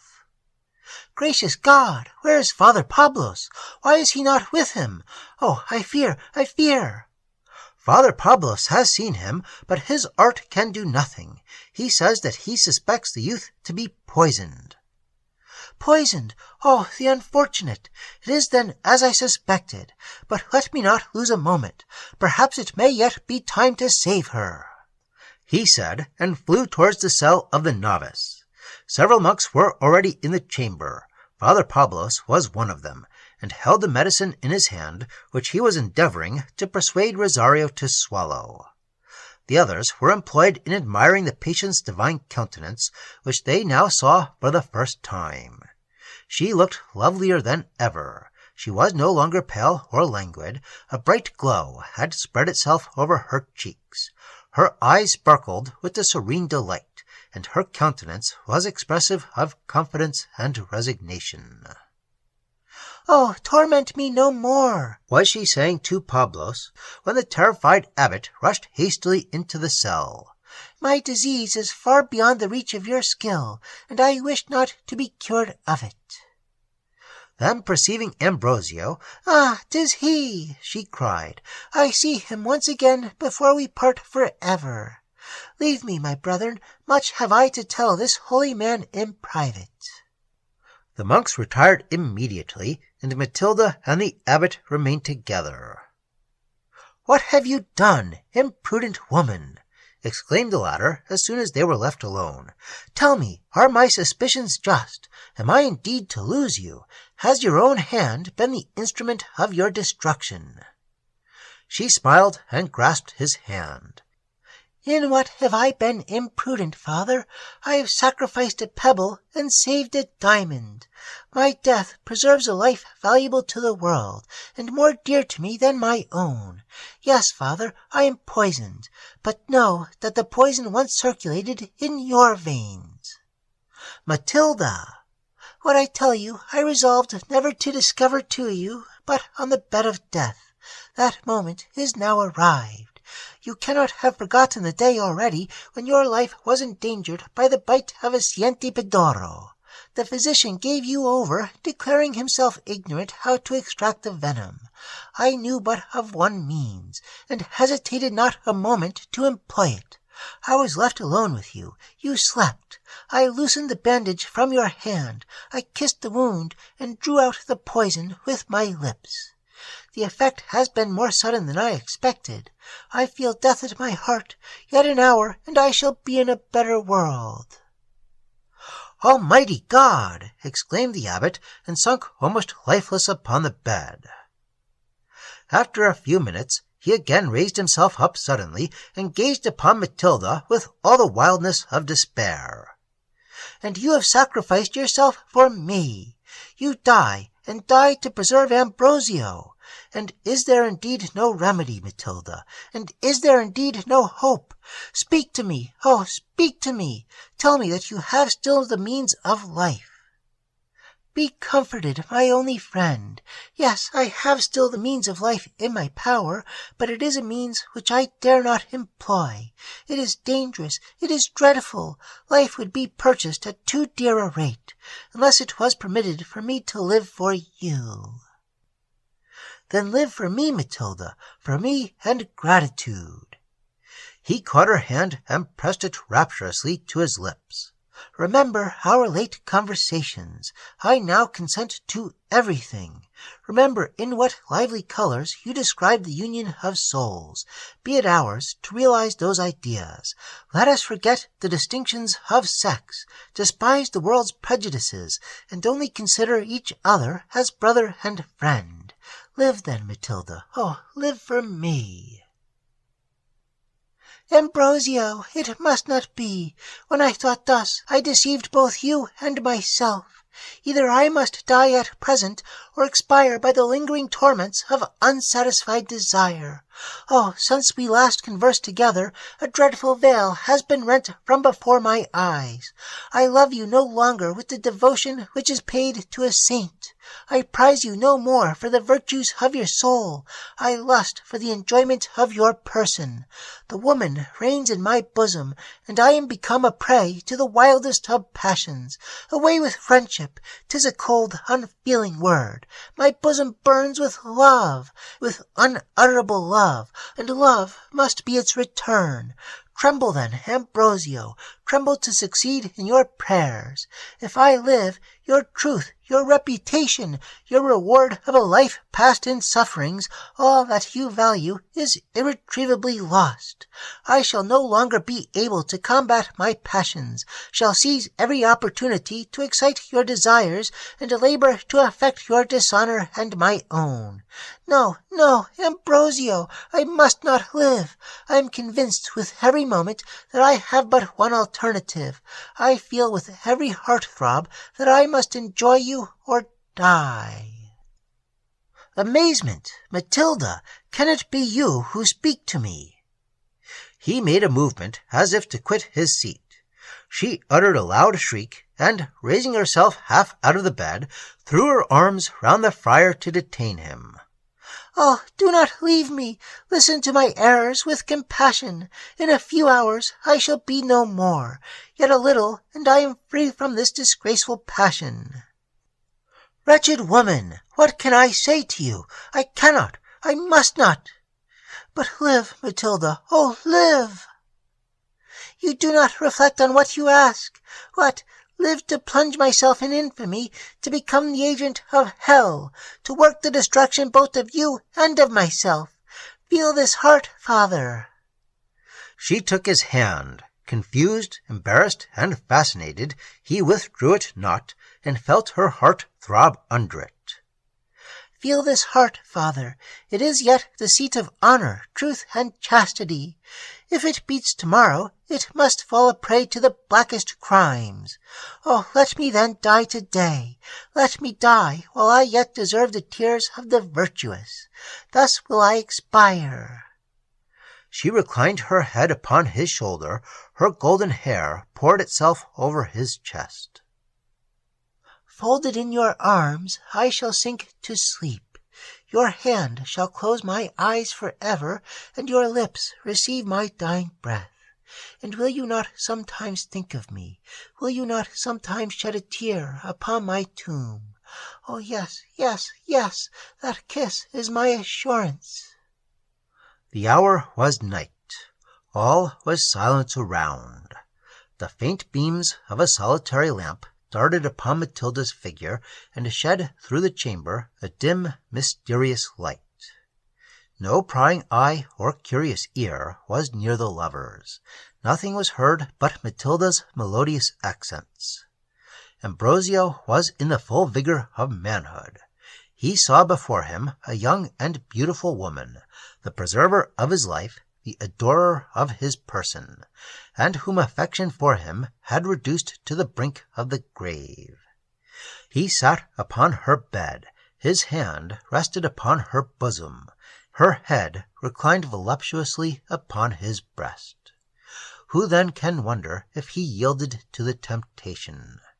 Drunk with desire, he pressed his lips to those which sought them. His kisses vied with Matilda's in warmth and passion. He clasped her rapturously in his arms. He forgot his vows, his sanctity, and his fame. He remembered nothing but the pleasure and opportunity. Ambrosio, oh, my Ambrosio, sighed Matilda. Thine, ever thine, murmured the friar, and sunk upon her bosom. Chapter 3. The Marquis and Lorenzo proceeded to the hotel in silence. The former employed himself in calling every circumstance to his mind which, related, might give Lorenzo's the most favourable idea of his connection with Agnes. The latter, justly alarmed for the honour of his family, felt embarrassed by the presence of the Marquis. The adventure which he had just witnessed forbade him treating him as a friend, and Antonia's interests being entrusted to his mediation, he saw the impolicy of treating him as a foe. He concluded from these reflections that profound silence would be the wisest plan, and waited with impatience for Don Raymond's explanation. They arrived at the Hotel de las Cisternas. The Marquis immediately conducted him to his apartment, and began to express his satisfaction at finding him at Madrid. Lorenzo interrupted him. "Excuse me, my lord," said he with a distant air, "if I reply somewhat coldly to your expressions of regard. A sister's honour is involved in this affair. Till that is established, and the purport of your correspondence with Agnes cleared up, I cannot consider you as my friend. I am anxious to hear the meaning of your conduct, and hope that you will not delay the promised explanation. First, give me your word that you will listen with patience and indulgence." "I love my sister too well to judge her harshly, and till this moment I possessed no friend so dear to me as yourself. I will also confess that your having it in your power to oblige me in a business which I have much at heart makes me very anxious to find you still deserving my esteem." "Lorenzo, you transport me. No greater pleasure can be given me than an opportunity of serving the brother of Agnes."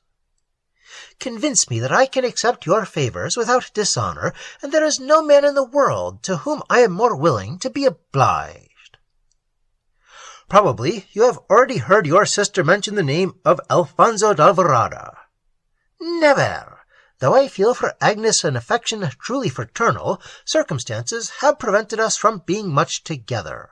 While yet a child, she was consigned to the care of her aunt, who had married a German nobleman. At his castle she remained till 2 years since, when she returned to Spain, determined upon secluding herself from the world." "Good God! Lorenzo, you knew of her intention, and yet strove not to make her change it." "Marquis, you wrong me. The intelligence which I received at Naples shocked me extremely, and I hastened my return to Madrid for the express purpose of preventing the sacrifice. The moment that I arrived, I flew to the convent of St. Clare, in which Agnes had chosen to perform her novitiate.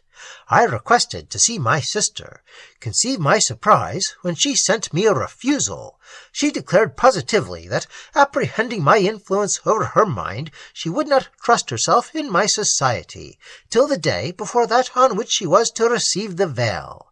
I supplicated the nuns, I insisted upon seeing Agnes, and hesitated not to avow my suspicions that her being kept from me was against her own inclinations.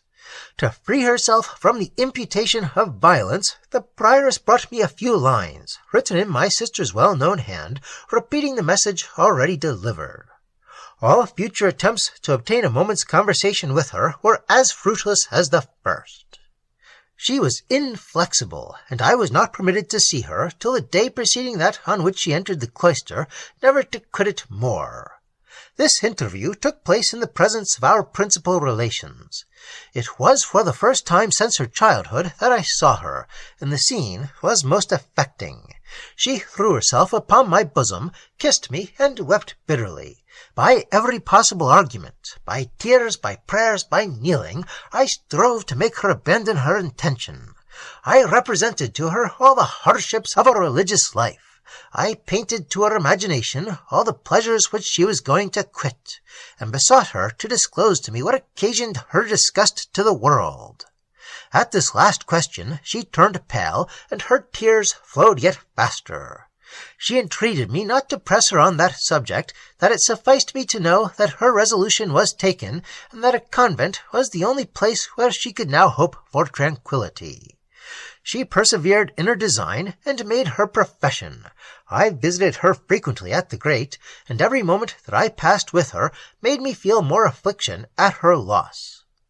I was shortly obliged to quit Madrid. I returned but yesterday evening, and since then have not had time to call at St. Clare's convent." "Then, till I mentioned it, you had never heard the name Alfonso d'Alvarado?" "Pardon me. My aunt wrote me word that an adventurer, so called, had found means to get introduced into the castle of Lindenberg, that he had insinuated himself into my sister's good graces, and that she had even consented to elope with him. However, before the plan could be executed, the cavalier discovered that the estates which he believed Agnes to possess in Hispaniola in reality belonged to me. This intelligence made him change his intention. He disappeared on the day that the elopement was to have taken place, and Agnes, in despair at his perfidy and meanness, had resolved upon seclusion in a convent. She added that as this adventurer had given himself out to be a friend of mine, she wished to know whether I had any knowledge of him. I replied in the negative. I had then very little idea that Alfonso d'Alvarado and the Marquis de las Cisternas were one and the same person. The description given me of the first by no means tallied with what I knew of the latter. In this I easily recognize Donna Rodolfo's perfidious character. Every word of this account is stamped with marks of her malice, of her falsehood, of her talents for misrepresenting those whom she wishes to injure. Forgive me, Medina, for speaking so freely of your relation.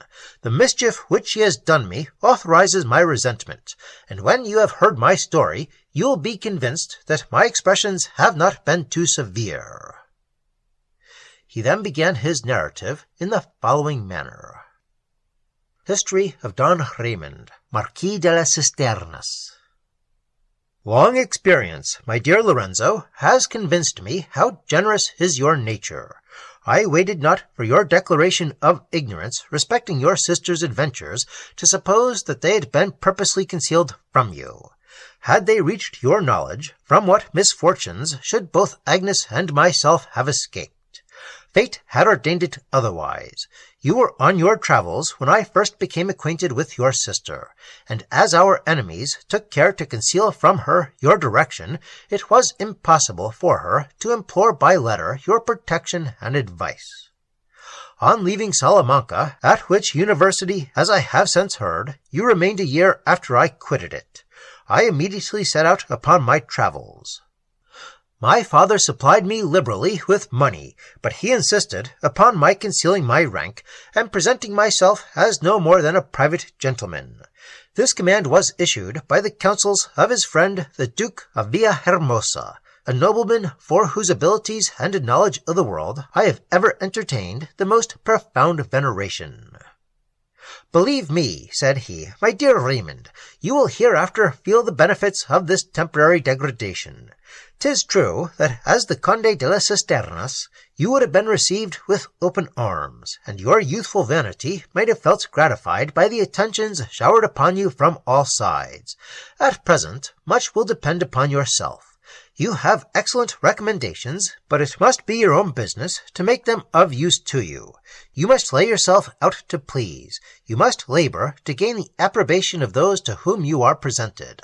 They who would have courted the friendship of the Conde de las Cisternas will have no interest in finding out the merits or bearing patiently with the faults of Alfonso d'Alvarado. Consequently, when you find yourself really liked, you may safely ascribe it to your good qualities, not your rank, and the distinction shown you will be infinitely more flattering. Besides, your exalted birth would not permit your mixing with the lower classes of society, which will now be in your power, and from which, in my opinion, you will derive considerable benefit. Do not confine yourself to the illustrious of those countries through which you pass. Examine the manners and customs of the multitude. Enter into the cottages, and by observing how the vassals of foreigners are treated, learn to diminish the burthens and augment the comforts of your own. According to my ideas of those advantages which a youth destined to the possession of power and wealth may reap from travel, he should not consider as the least essential the opportunity of mixing with the classes below him, and becoming an eye-witness of the sufferings of the people. Forgive me, Lorenzo, if I seem tedious in my narration. The close connection which now exists between us makes me anxious that you should know every particular respecting me, and in my fear of omitting the least circumstance which may induce you to think favourably of your sister and myself, I may possibly relate many which you may think uninteresting. I followed the Duke's advice. I was soon convinced of its wisdom. I quitted Spain, calling myself by the assumed title of Don Alfonso d'Alvarado, and attended by a single domestic of approved fidelity. Paris was my first station. For some time I was enchanted with it, as indeed must be every man who is young, rich, and fond of pleasure. Yet among all its gaieties I felt that something was wanting to my heart. I grew sick of dissipation. I discovered that the people among whom I lived, and whose exterior was so polished and seducing, were at bottom frivolous, unfeeling, and insincere. I turned from the inhabitants of Paris with disgust, and quitted that theatre of luxury without heaving one sigh of regret. I now bent my course towards Germany, intending to visit most of the principal courts. Prior to this expedition, I meant to make some little stay at Strasbourg. On quitting my chaise at Luneville to take some refreshment, I observed a splendid equipage, attended by 4 domestics in rich liveries, waiting at the door of the Silver Lion. Soon after, as I looked out of the window, I saw a lady of noble presence, followed by 2 female attendants, step into the carriage, which drove off immediately. I inquired of the host who the lady was that had just departed. "A German baroness, monsieur, of great rank and fortune. She has been upon a visit to the Duchess of Longueville, as her servants informed me. She is going to Strasbourg, where she will find her husband, and then both return to their castle in Germany." I resumed my journey, intending to reach Strasbourg that night. My hopes, however, were frustrated by the breaking down of my chaise. The accident happened in the middle of a thick forest, and I was not a little embarrassed as to the means of proceeding. It was the depth of winter, the night was already closing round us, and Strasbourg, which was the nearest town, was still distant from us several leagues. It seemed to me that my only alternative to passing the night in the forest was to take my servant's horse and ride on to Strasbourg. An undertaking at that season very far from agreeable. However, seeing no other resource, I was obliged to make up my mind to it. Accordingly, I communicated my design to the postillion, telling him that I would send people to assist him as soon as I reached Strasbourg. I had not much confidence in his honesty, but Stefano, being well armed, and the driver, to all appearance, considerably advanced in years, I believed I ran no risk of losing my baggage. Luckily, as I then thought, an opportunity presented itself of passing the night more agreeably than I expected. On mentioning my design of proceeding by myself to Strasbourg, the postillion shook his head in disapprobation. "It's a long way," said he. "You will find it a difficult matter to arrive there without a guide. Besides, monsieur seems unaccustomed to the season's severity, and 'tis possible that, unable to sustain the excessive cold—" "What use is there to present me with all these objections?" said I, impatiently interrupting him.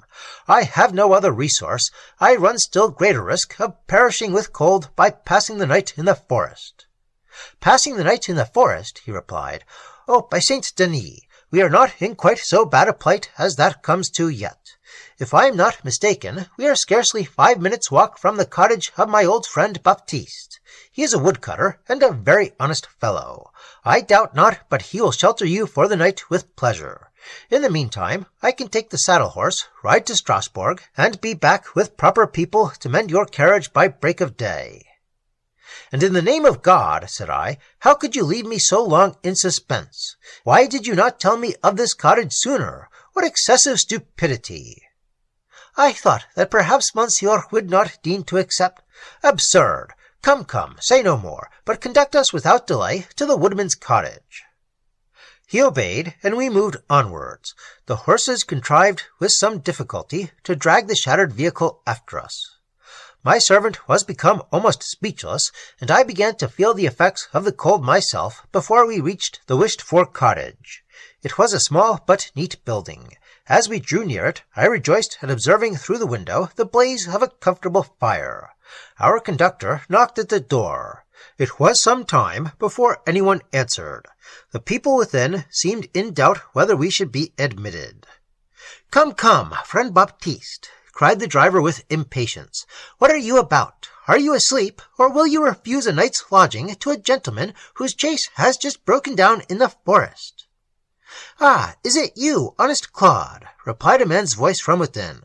"Wait a moment, and the door shall be opened."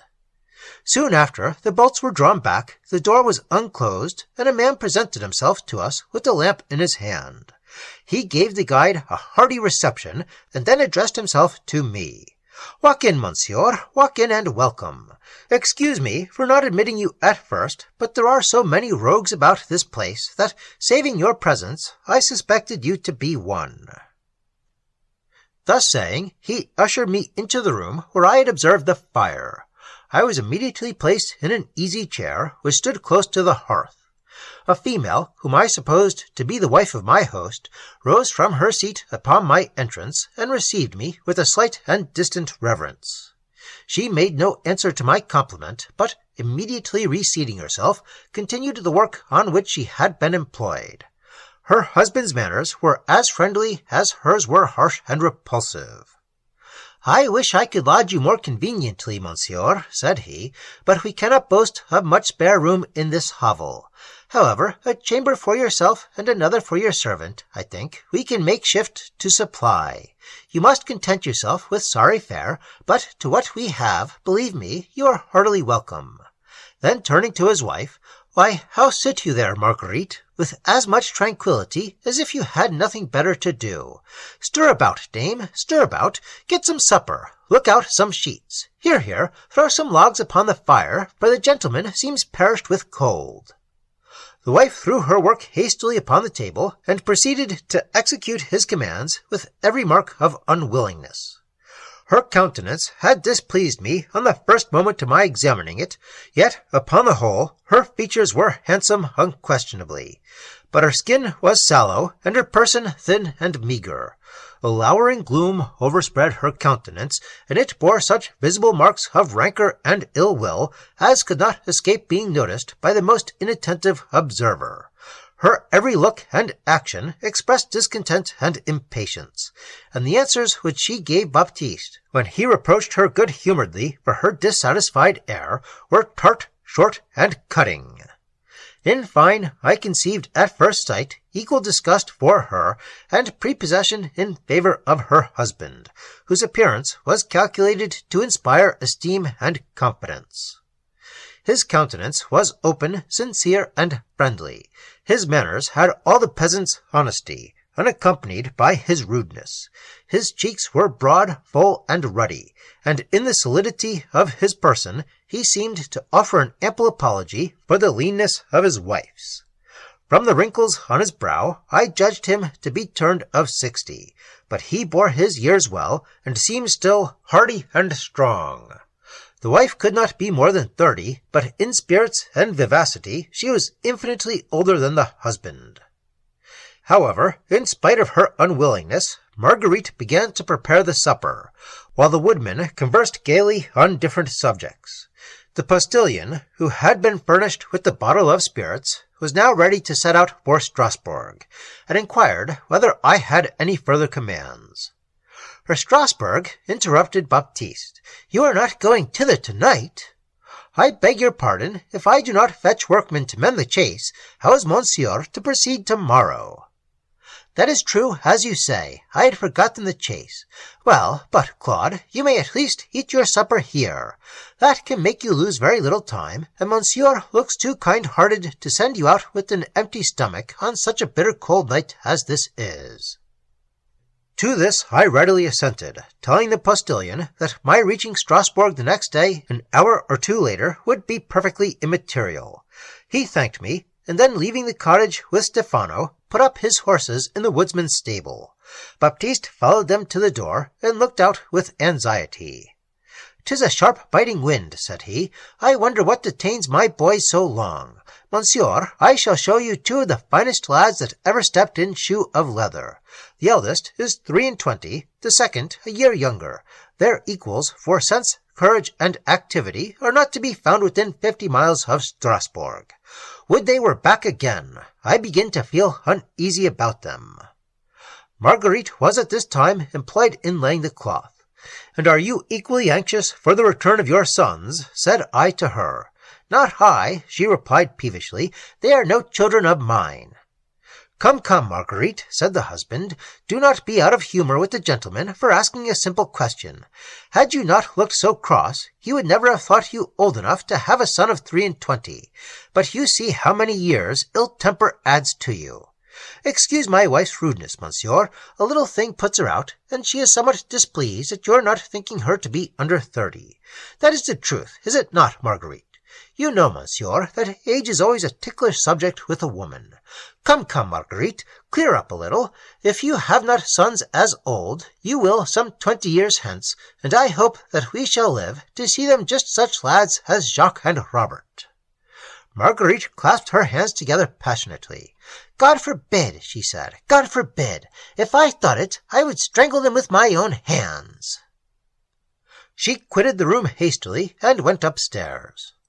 I could not help expressing to the woodman how much I pitied him for being chained for life to a partner of such ill humour. Ah, Lord, monsieur, everyone has his share of grievances, and Marguerite has fallen to mine. Besides, after all, she is only cross, and not malicious.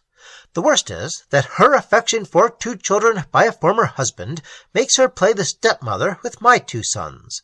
She cannot bear the sight of them, and by her good will they would never set a foot within my door.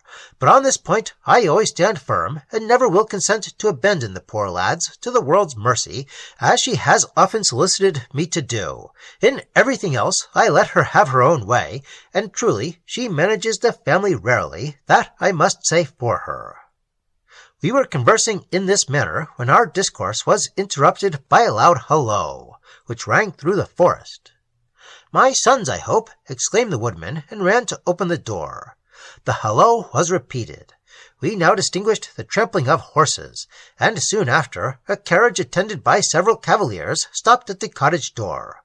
One of the horsemen inquired how far they were still from Strasbourg. As he addressed himself to me, I answered in the number of miles which Claude had told me, upon which a volley of curses was vented against the drivers for having lost their way. The persons in the coach were now informed of the distance of Strasbourg, and also that the horses were so fatigued as to be incapable of proceeding further. A lady, who appeared to be the principal, expressed much chagrin at this intelligence, but as there was no remedy, one of the attendants asked the woodman whether he could furnish them with lodging for the night. He seemed much embarrassed, and replied in the negative, adding that a Spanish gentleman and his servant were already in possession of the only spare apartments in his house. On hearing this, the gallantry of my nation would not permit me to retain those accommodations of which a female was in want. I instantly signified to the woodman that I transferred my right to the lady. He made some objections, but I overruled them, and, hastening to the carriage, opened the door and assisted the lady to descend. I immediately recognized her for the same person whom I had seen at the inn at Luneville. I took an opportunity of asking one of her attendants what was her name. The Baroness Lindenberg was the answer. I could not but remark how different a reception our host had given these newcomers and myself. His reluctance to admit them was visibly expressed on his countenance, and he prevailed on himself with difficulty to tell the lady that she was welcome. I conducted her into the house, and placed her in the armchair which I had just quitted.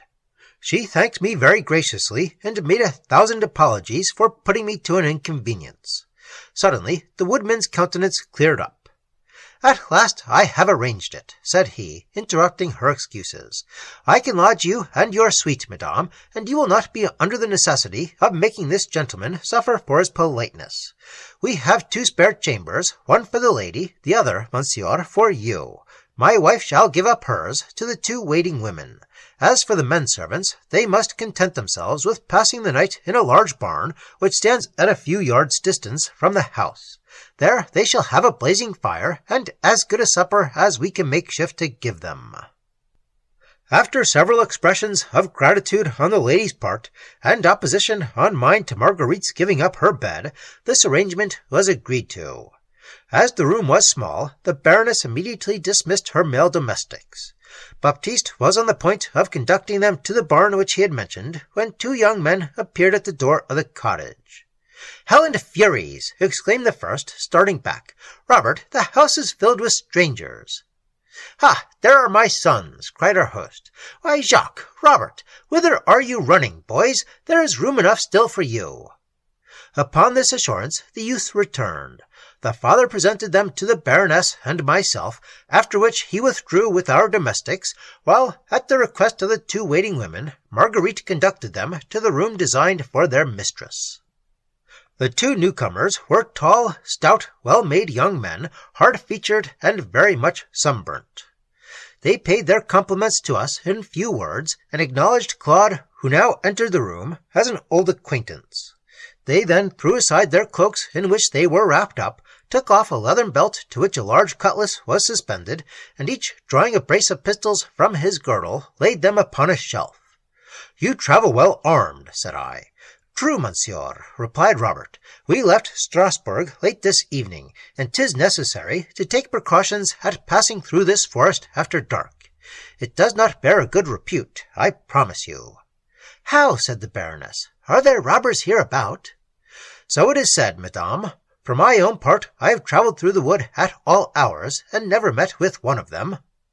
Here Marguerite returned. Her stepsons drew her to the other end of the room, and whispered her for some minutes.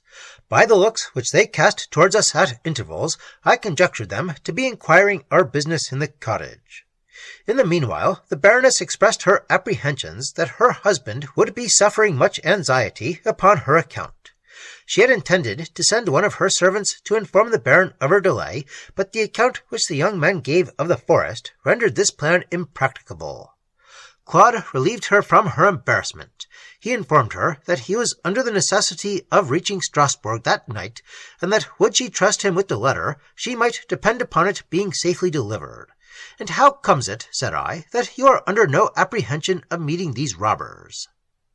"Alas, monsieur, a poor man with a large family must not lose certain profits because 'tis attended with a little danger, and perhaps my lord the Baron will give me a trifle for my pains.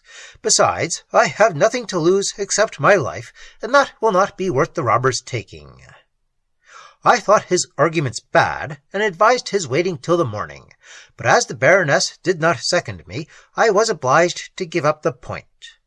The Baroness Lindenberg, as I found afterwards, had long been accustomed to sacrifice the interest of others to her own, and her wish to send Claude to Strasbourg blinded her to the danger of the undertaking. Accordingly, it was resolved that he should set out without delay. The Baroness wrote her letter to her husband, and I sent a few lines to my banker, apprising him that I should not be at Strasbourg till the next day. Claude took our letters and left the cottage.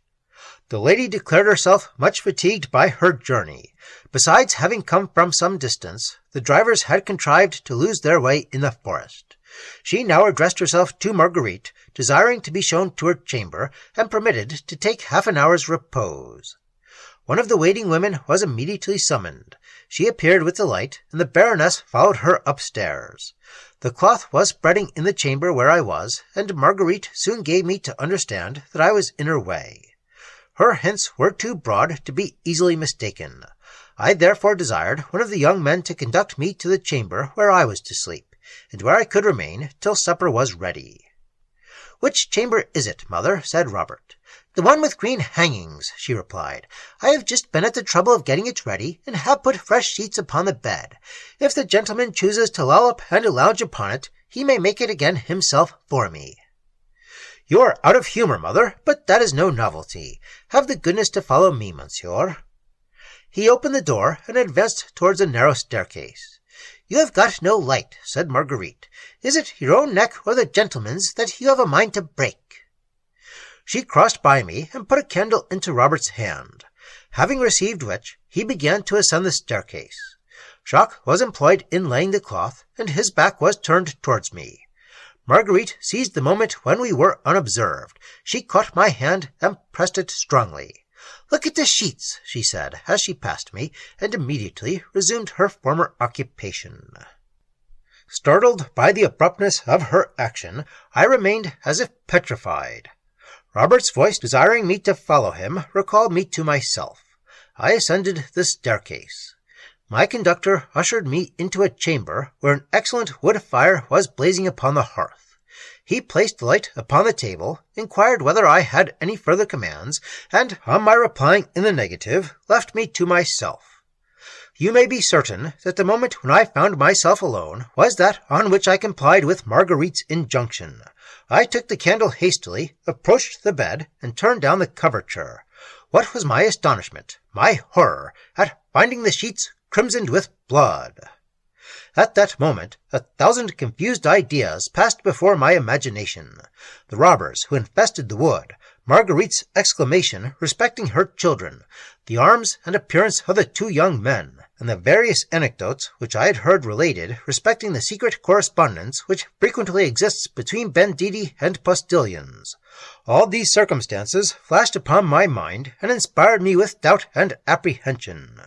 I ruminated on the most probable means of ascertaining the truth of my conjectures. Suddenly, I was aware of someone below, pacing hastily backwards and forwards. Everything now appeared to me an object of suspicion. With precaution, I drew near the window, which, as the room had been long shut up, was left open in spite of the cold. I ventured to look out. The beams of the moon permitted me to distinguish a man whom I had no difficulty to recognize for my host. I watched his movements. He walked swiftly, then stopped and seemed to listen.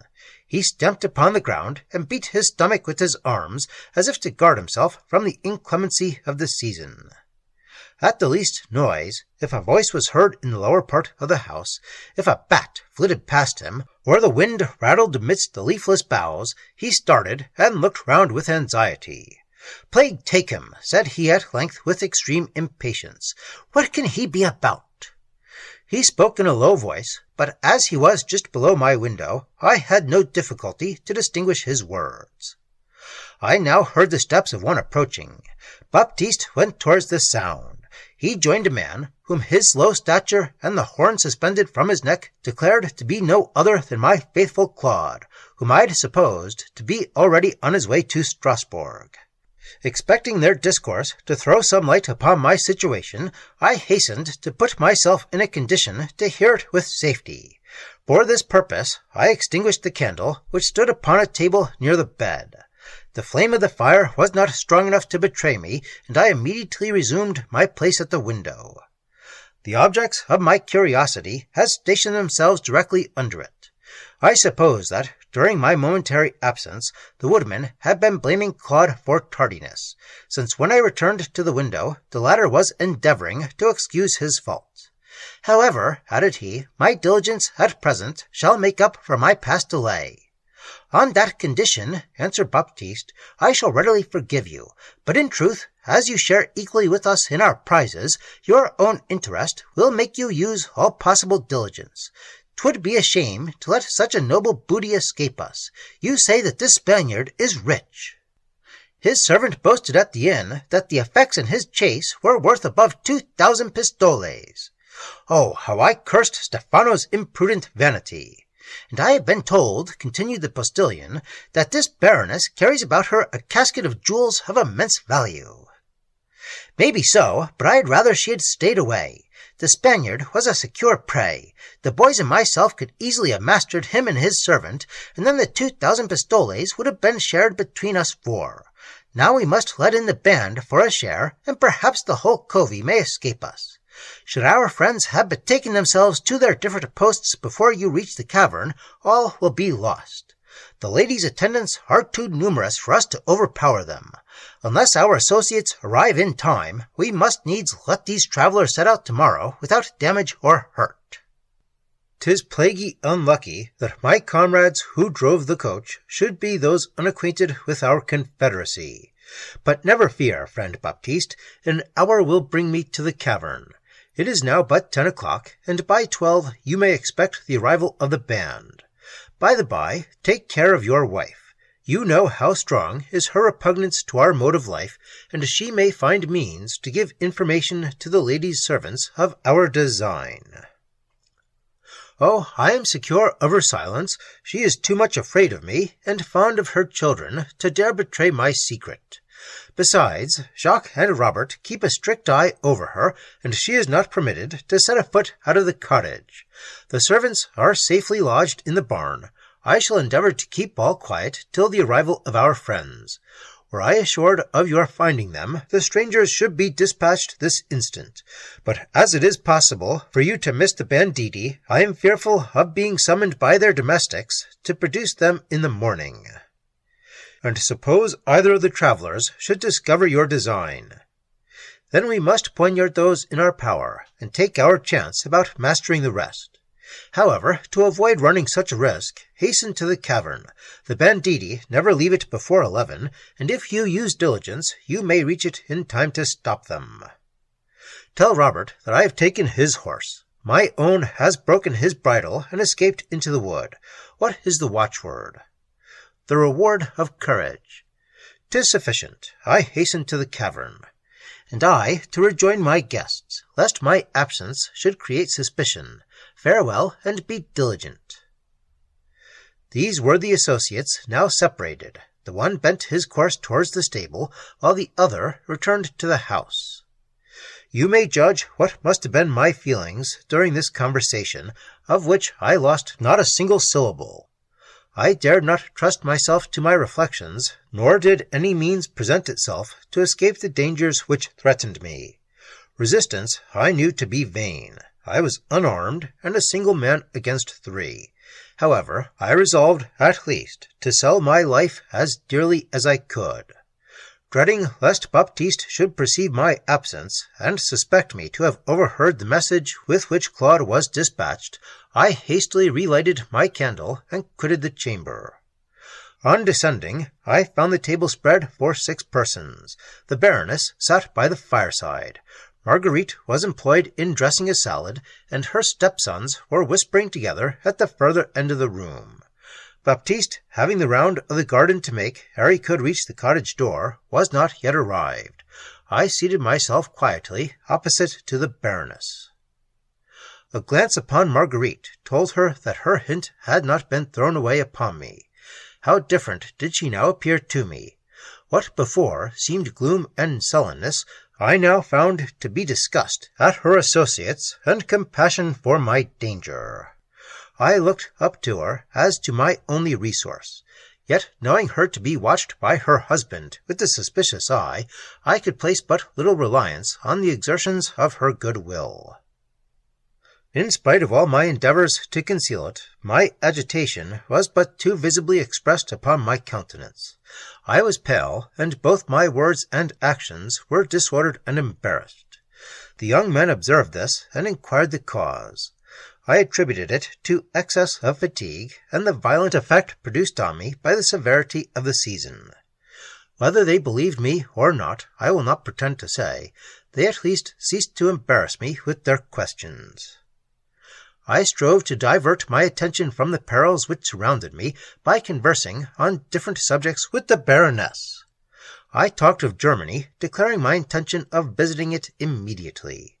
God knows that I little thought at that moment of ever seeing it. She replied to me with great ease and politeness, professed that the pleasure of making my acquaintance amply compensated for the delay in her journey, and gave me a pressing invitation to make some stay at the castle of Lindenberg. As she spoke thus, the youths exchanged a malicious smile, which declared that she would be fortunate if she ever reached that castle herself. This action did not escape me, but I concealed the emotion which it excited in my breast.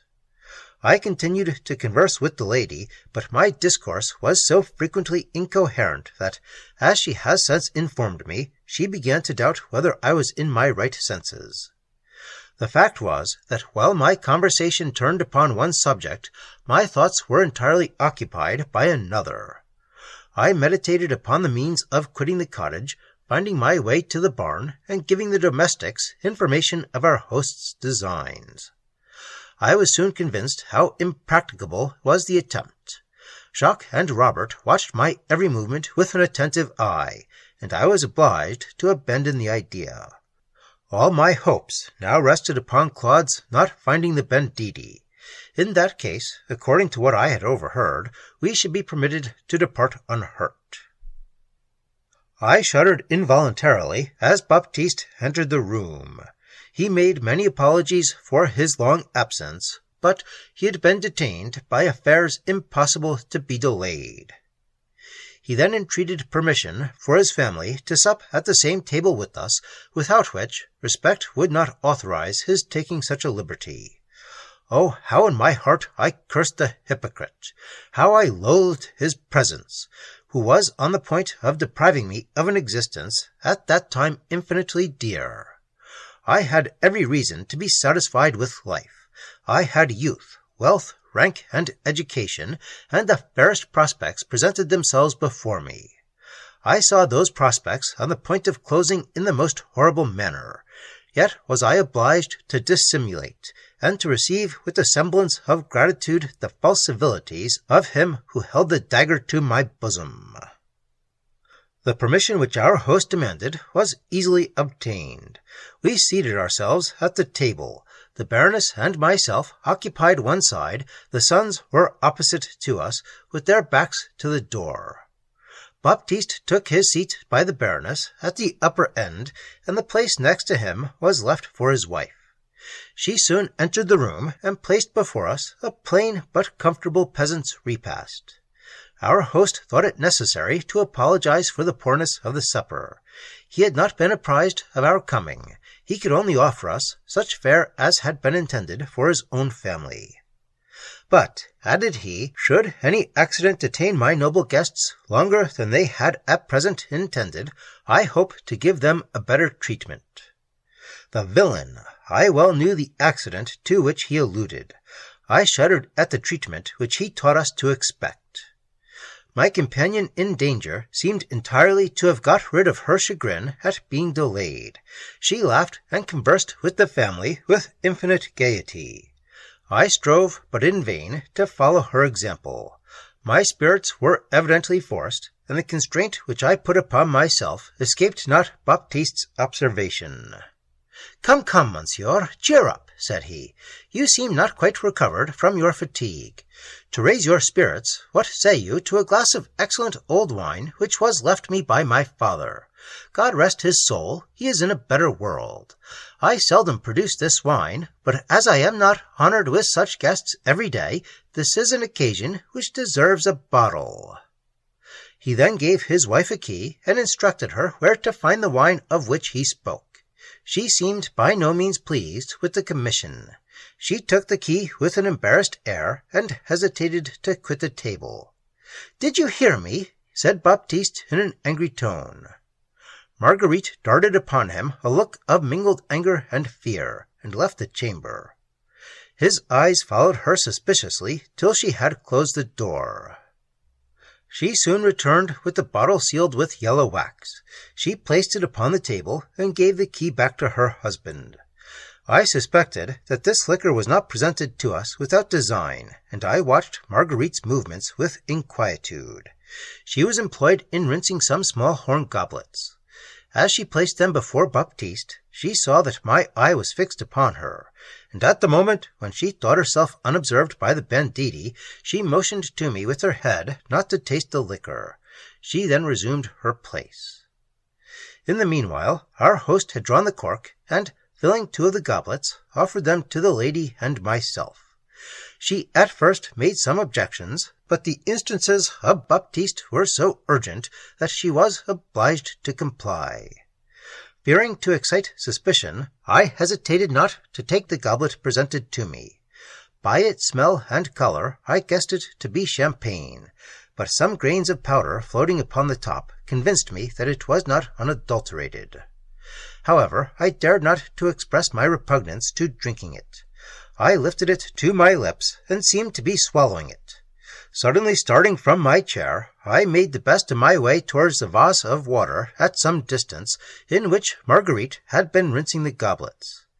I pretended to spit out the wine with disgust, and took an opportunity, unperceived, of emptying the liquor into the vase. The banditti seemed alarmed at my action. Jacques half rose from his chair, put his hand into his bosom, and I discovered the haft of a dagger. I returned to my seat with tranquillity, and affected not to have observed their confusion. "You have not suited my taste, honest friend," said I, addressing myself to Baptiste. "I never can drink champagne without its producing a violent illness. I swallowed a few mouthfuls ere I was aware of its quality, and I fear that I shall suffer for my imprudence." Baptiste and Jacques exchanged looks of distrust. "Perhaps," said Robert, "the smell may be disagreeable to you." He quitted his chair and removed the goblet. I observed that he examined whether it was nearly empty.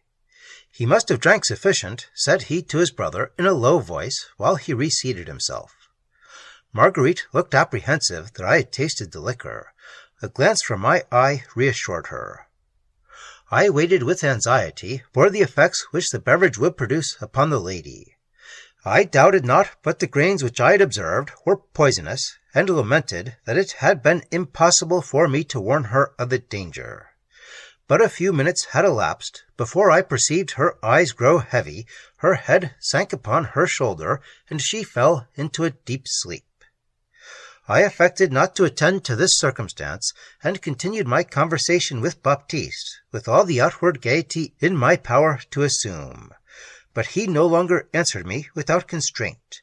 He eyed me with distrust and astonishment, and I saw the banditti were frequently whispering among themselves. My situation became every moment more painful. I sustained the character of confidence with a worse grace than ever. Equally afraid of the arrival of their accomplices, and of their suspecting my knowledge of their designs, I knew not how to dissipate the distrust which the banditti evidently entertained for me.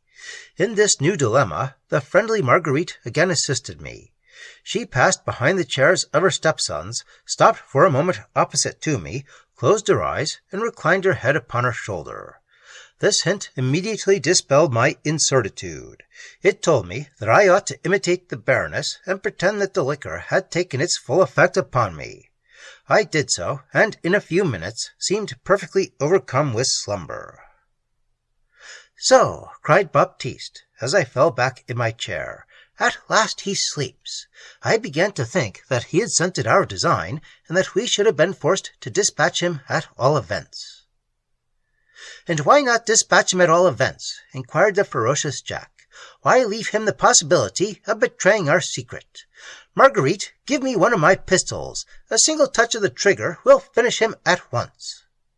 "And supposing," rejoined the father, "supposing that our friends should not arrive tonight, a pretty figure we should make when the servants inquire for him in the morning. No, Jacques, we must wait for our associates. If they join us, we are strong enough to dispatch the domestics as well as their masters, and the booty is our own.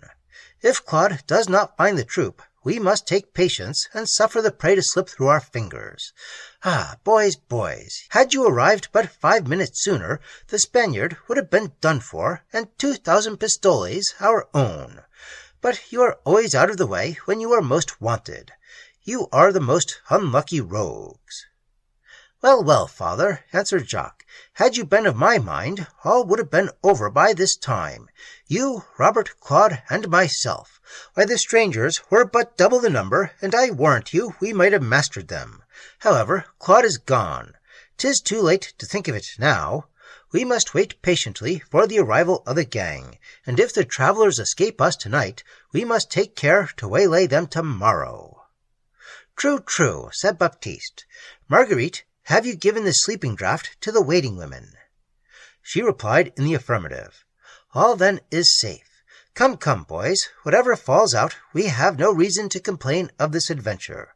We run no danger, may gain much, and can lose nothing." At this moment I heard a trampling of horses. Oh, how dreadful was the sound to my ears! A cold sweat flowed down my forehead, and I felt all the terrors of impending death. I was by no means reassured by hearing the compassionate Marguerite exclaim, in the accents of despair, "Almighty God, they are lost!" Luckily, the woodman and his sons were too much occupied by the arrival of their associates to attend to me, or the violence of my agitation would have convinced them that my sleep was feigned. Open! Exclaimed several voices on the outside of the cottage. Yes, cried Baptiste joyfully. They are our friends, sure enough. Know then our booty is certain. Away, lads, away! Lead them to the barn. You know what is to be done there. Robert hastened to open the door of the cottage. But first, said Jacques, taking up his arms, first let me dispatch these sleepers. No, replied his father.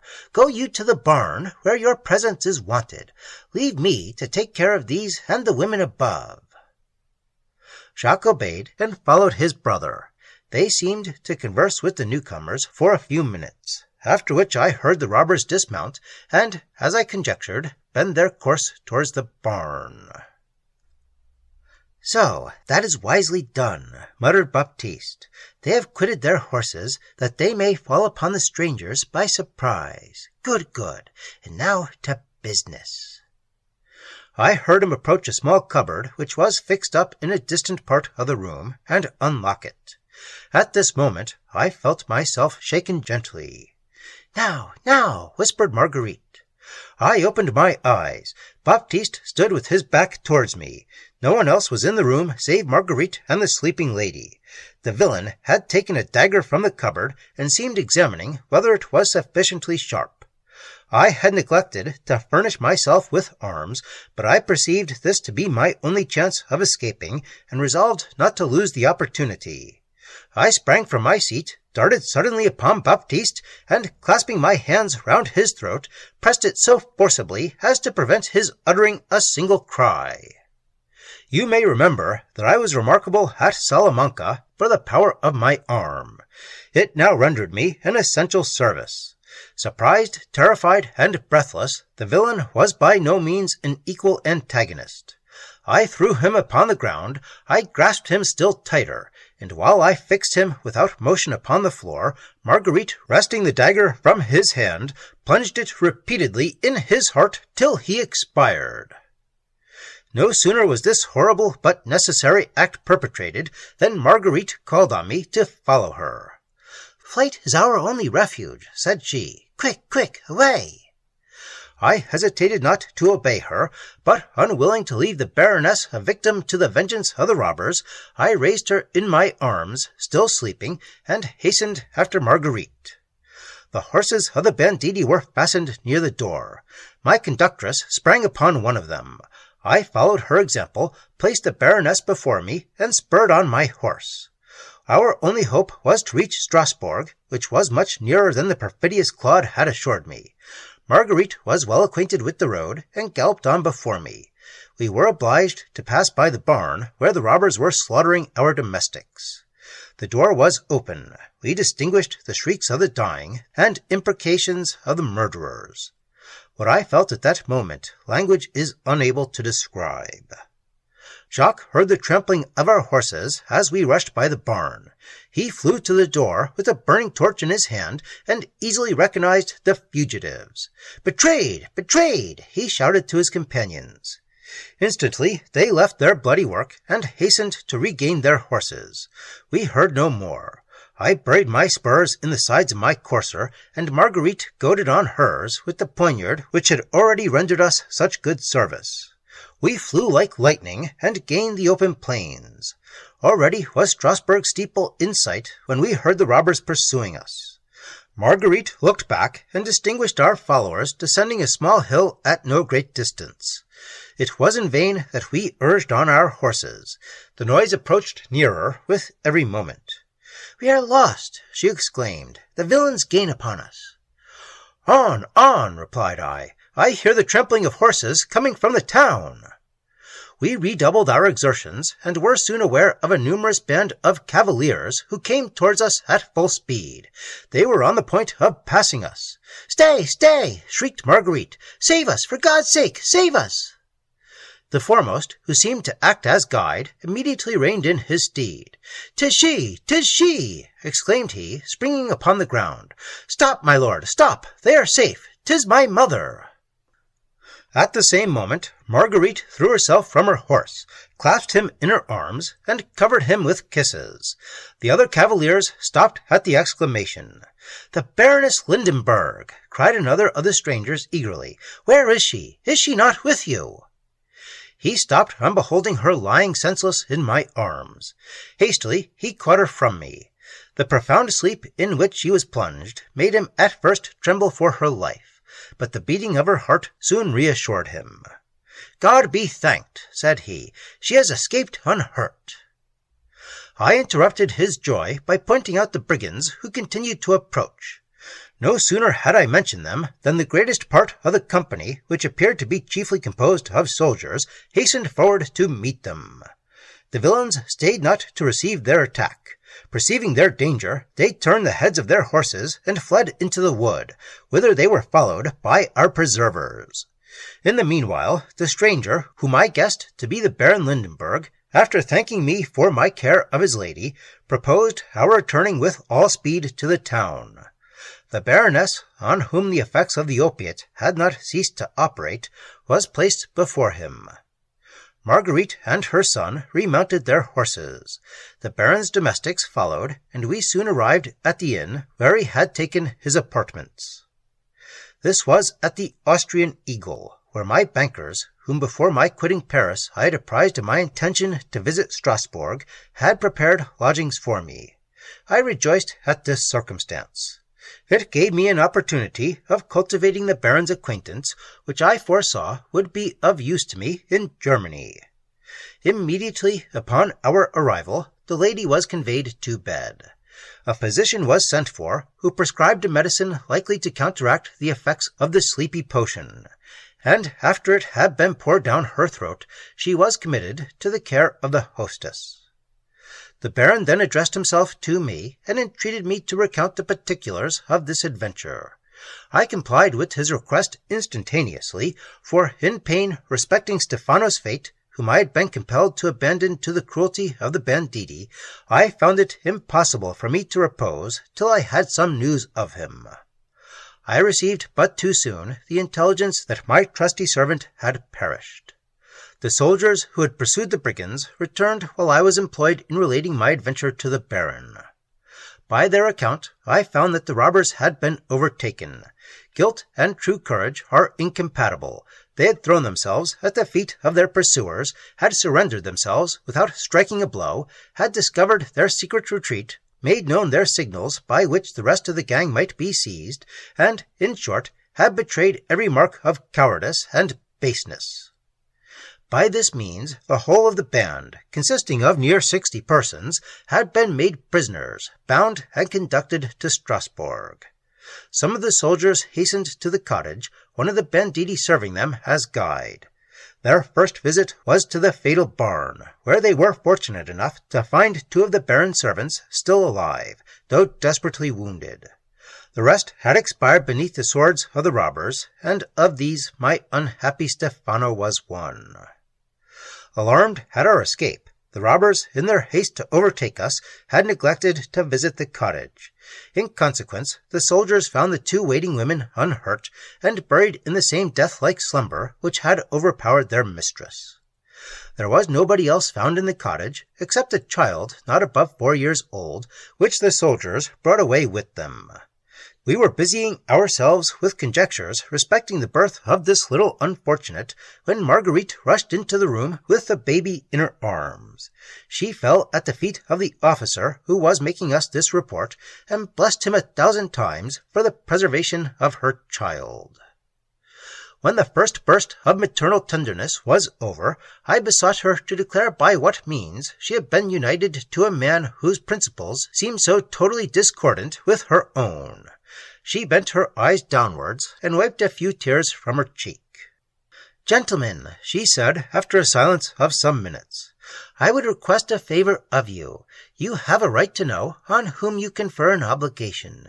I will not, therefore, stifle a confession which covers me with shame, but permit me to comprise it in as few words as possible. I was born in Strasbourg of respectable parents. Their names I must at present conceal. My father still lives, and deserves not to be involved in my infamy. If you grant my request, you shall be informed of my family name. A villain made himself master of my affections, and to follow him I quitted my father's house. Yet, though my passions overpowered my virtue, I sunk not into that degeneracy of vice but too commonly the lot of women who make the first false step. I loved my seducer, dearly loved him. I was true to his bed. This baby, and the youth who warned you, my Lord Baron, of your lady's danger, are the pledges of our affection. Even at this moment I lament his loss, though 'tis to him that I owe all the miseries of my existence. He was of noble birth, but he had squandered away his paternal inheritance. His relations considered him as a disgrace to their name, and utterly discarded him. His excesses drew upon him the indignation of the police. He was obliged to fly from Strasbourg, and saw no other resource from beggary than a union with the banditti who infested the neighboring forest, and whose troop was chiefly composed of young men of family in the same predicament with himself. I was determined not to forsake him. I followed him to the cavern of the brigands, and shared with him the misery inseparable from a life of pillage. But though I was aware that our existence was supported by plunder, I knew not all the horrible circumstances attached to my lover's profession. These he concealed from me with the utmost care. He was conscious that my sentiments were not sufficiently depraved to look without horror upon assassination. He supposed, and with justice, that I should fly with detestation from the embraces of a murderer. 8 years of possession had not abated his love for me, and he cautiously removed from my knowledge every circumstance which might lead me to suspect the crimes in which he but too often participated.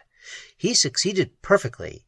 It was not till after my seducer's death that I discovered his hands to have been stained with the blood of innocents. One fatal night he was brought back to the cavern, covered with wounds. He received them in attacking an English traveller, whom his companions immediately sacrificed to their resentment. He had only time to entreat my pardon for all the sorrows which he had caused me. He pressed my hand to his lips and expired. My grief was inexpressible. As soon as its violence abated, I resolved to return to Strasbourg, to throw myself with my 2 children at my father's feet, and implore his forgiveness, though I little hoped to obtain it. What was my consternation when informed that no one entrusted with the secret of their retreat was ever permitted to quit the troop of the banditti, that I must give up all hopes of ever rejoining society, and consent instantly to accept one of their band for my husband. My prayers and remonstrances were vain. They cast lots to decide to whose possession I should fall. I became the property of the infamous Baptiste. A robber who had once been a monk pronounced over us a burlesque rather than a religious ceremony. I and my children were delivered into the hands of my new husband, and he conveyed us immediately to his home. He assured me that he had long entertained for me the most ardent regard, but that friendship for my deceased lover had obliged him to stifle his desires. He endeavored to reconcile me to my fate, and for some time treated me with respect and gentleness. At length, finding that my aversion rather increased than diminished, he obtained those favors by violence which I persisted to refuse him.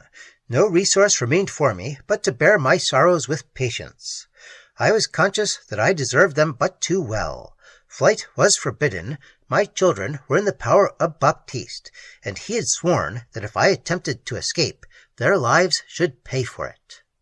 I had too many opportunities of witnessing the barbarity of his nature to doubt his fulfilling his oath to the very letter. Sad experience had convinced me of the horrors of my situation. My first lover had carefully concealed them from me. Baptiste rather rejoiced in opening my eyes to the cruelties of his profession, and strove to familiarize me with blood and slaughter. My nature was licentious and warm, but not cruel. My conduct had been imprudent, but my heart was not unprincipled. Judge, then, what I must have felt at being a continual witness of crimes the most horrible and revolting. Judge how I must have grieved at being united to a man who received the unsuspecting guest with an air of openness and hospitality at the very moment that he meditated his destruction. Chagrin and discontent preyed upon my constitution. The few charms bestowed on me by nature withered away, and the dejection of my countenance denoted the sufferings of my heart. I was tempted 1,000 times to put an end to my existence, but the remembrance of my children held my hand.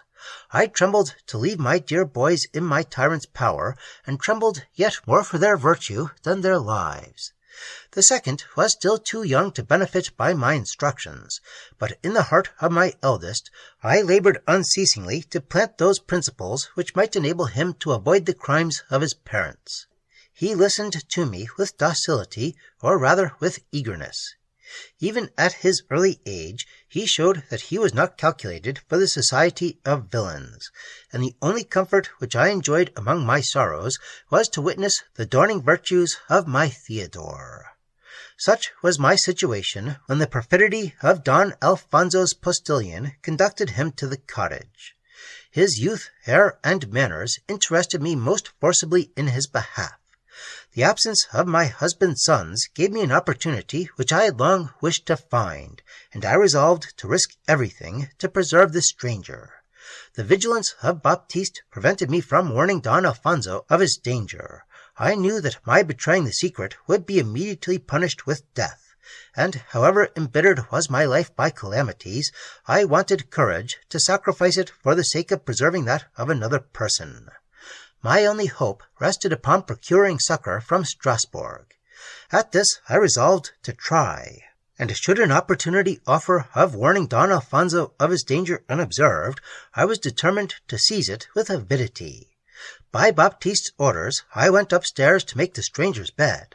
I spread upon it sheets in which a traveller had been murdered but a few nights before, and which still were stained with blood. I hoped that these marks would not escape the vigilance of our guest, and that he would collect from them the designs of my perfidious husband. Neither was this the only step which I took to preserve the stranger. Theodore was confined to his bed by illness. I stole into his room unobserved by my tyrant, communicated to him my project, and he entered into it with eagerness. He rose in spite of his malady, and dressed himself with all speed. I fastened one of the sheets round his arms, and lowered him from the window. He flew to the stable, took Claude's horse, and hastened to Strasbourg.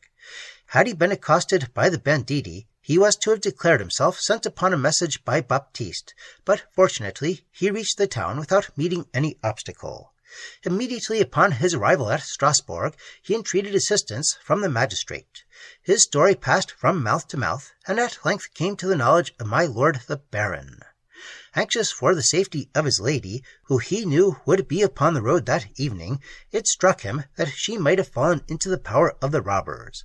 He accompanied Theodore, who guided the soldiers towards the cottage, and arrived just in time to save us from falling once more into the hands of our enemies.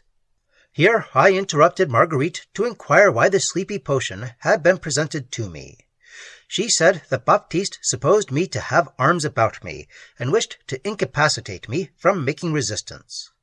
It was a precaution which he always took, since, as the travellers had no hopes of escaping, despair would have incited them to sell their lives dearly. The Baron then desired Marguerite to inform him what were her present plans. I joined him in declaring my readiness to show my gratitude to her for the preservation of my life. Disgusted with a world, she replied, in which I have met with nothing but misfortunes, my only wish is to retire into a convent. But first I must provide for my children. I find that my mother is no more, probably driven to an untimely grave by my desertion. My father is still living. He is not a hard man. Perhaps, gentlemen, in spite of my ingratitude and imprudence, your intercessions may induce him to forgive me and to take charge of his unfortunate grandsons. If you obtain this boon from me, you will repay my services 1,000-fold. Both the Baron and myself assured Marguerite that we would spare no pains to obtain her pardon, and that even should her father be inflexible, she need be under no apprehensions respecting the fate of her children. I engaged myself to provide for Theodore, and the Baron promised to take the youngest under his protection. The grateful mother thanked us with tears for what she called generosity, but which, in fact, was no more than a proper sense of our obligations to her. She then left the room to put her little boy to bed, whom fatigue and sleep had completely overpowered.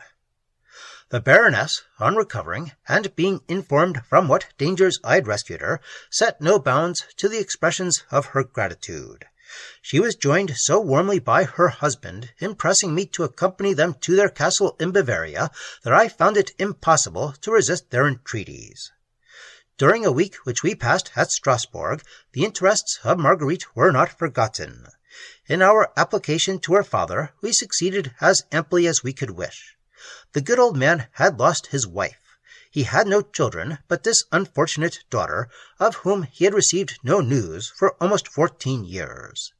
He was surrounded by distant relations who waited with impatience for his decease in order to get possession of his money. When, therefore, Marguerite appeared again so unexpectedly, he considered her as a gift from heaven. He received her and her children with open arms, and insisted upon their establishing themselves in his house without delay. The disappointed cousins were obliged to give place. The old man would not hear of his daughter's retiring into a convent. He said that she was too necessary to his happiness, and she was easily persuaded to relinquish her design. But no persuasions could induce Theodore to give up the plan which I had at first marked out for him. He had attached himself to me most sincerely during my stay at Strasbourg, and when I was on the point of leaving it, he besought me with tears to take him into my service. He set forth all his little talents in the most favorable colors, and tried to convince me that I should find him of infinite use to me upon the road. I was unwilling to charge myself with the lad scarcely turned of 13, who I knew could only be a burthen to me. However, I could not resist the entreaties of this affectionate youth, who, in fact, possessed 1,000 estimable qualities. With some difficulty, he persuaded his relations to let him follow me, and that permission once obtained, he was dubbed with the title of my page. Having passed a week at Strasbourg, Theodore and myself set out for Bavaria, in company with the Baron and his lady. These latter, as well as myself, had forced Marguerite to accept several presents of value, both for herself and her youngest son. On leaving her, I promised his mother faithfully that I would restore Theodore to her within the year. I have related this adventure at length, Lorenzo, that you might understand the means by which the adventurer Alfonso d'Alvarado got introduced into the castle of Lindenberg. Judge from this specimen how much faith should be given to your aunt's assertions.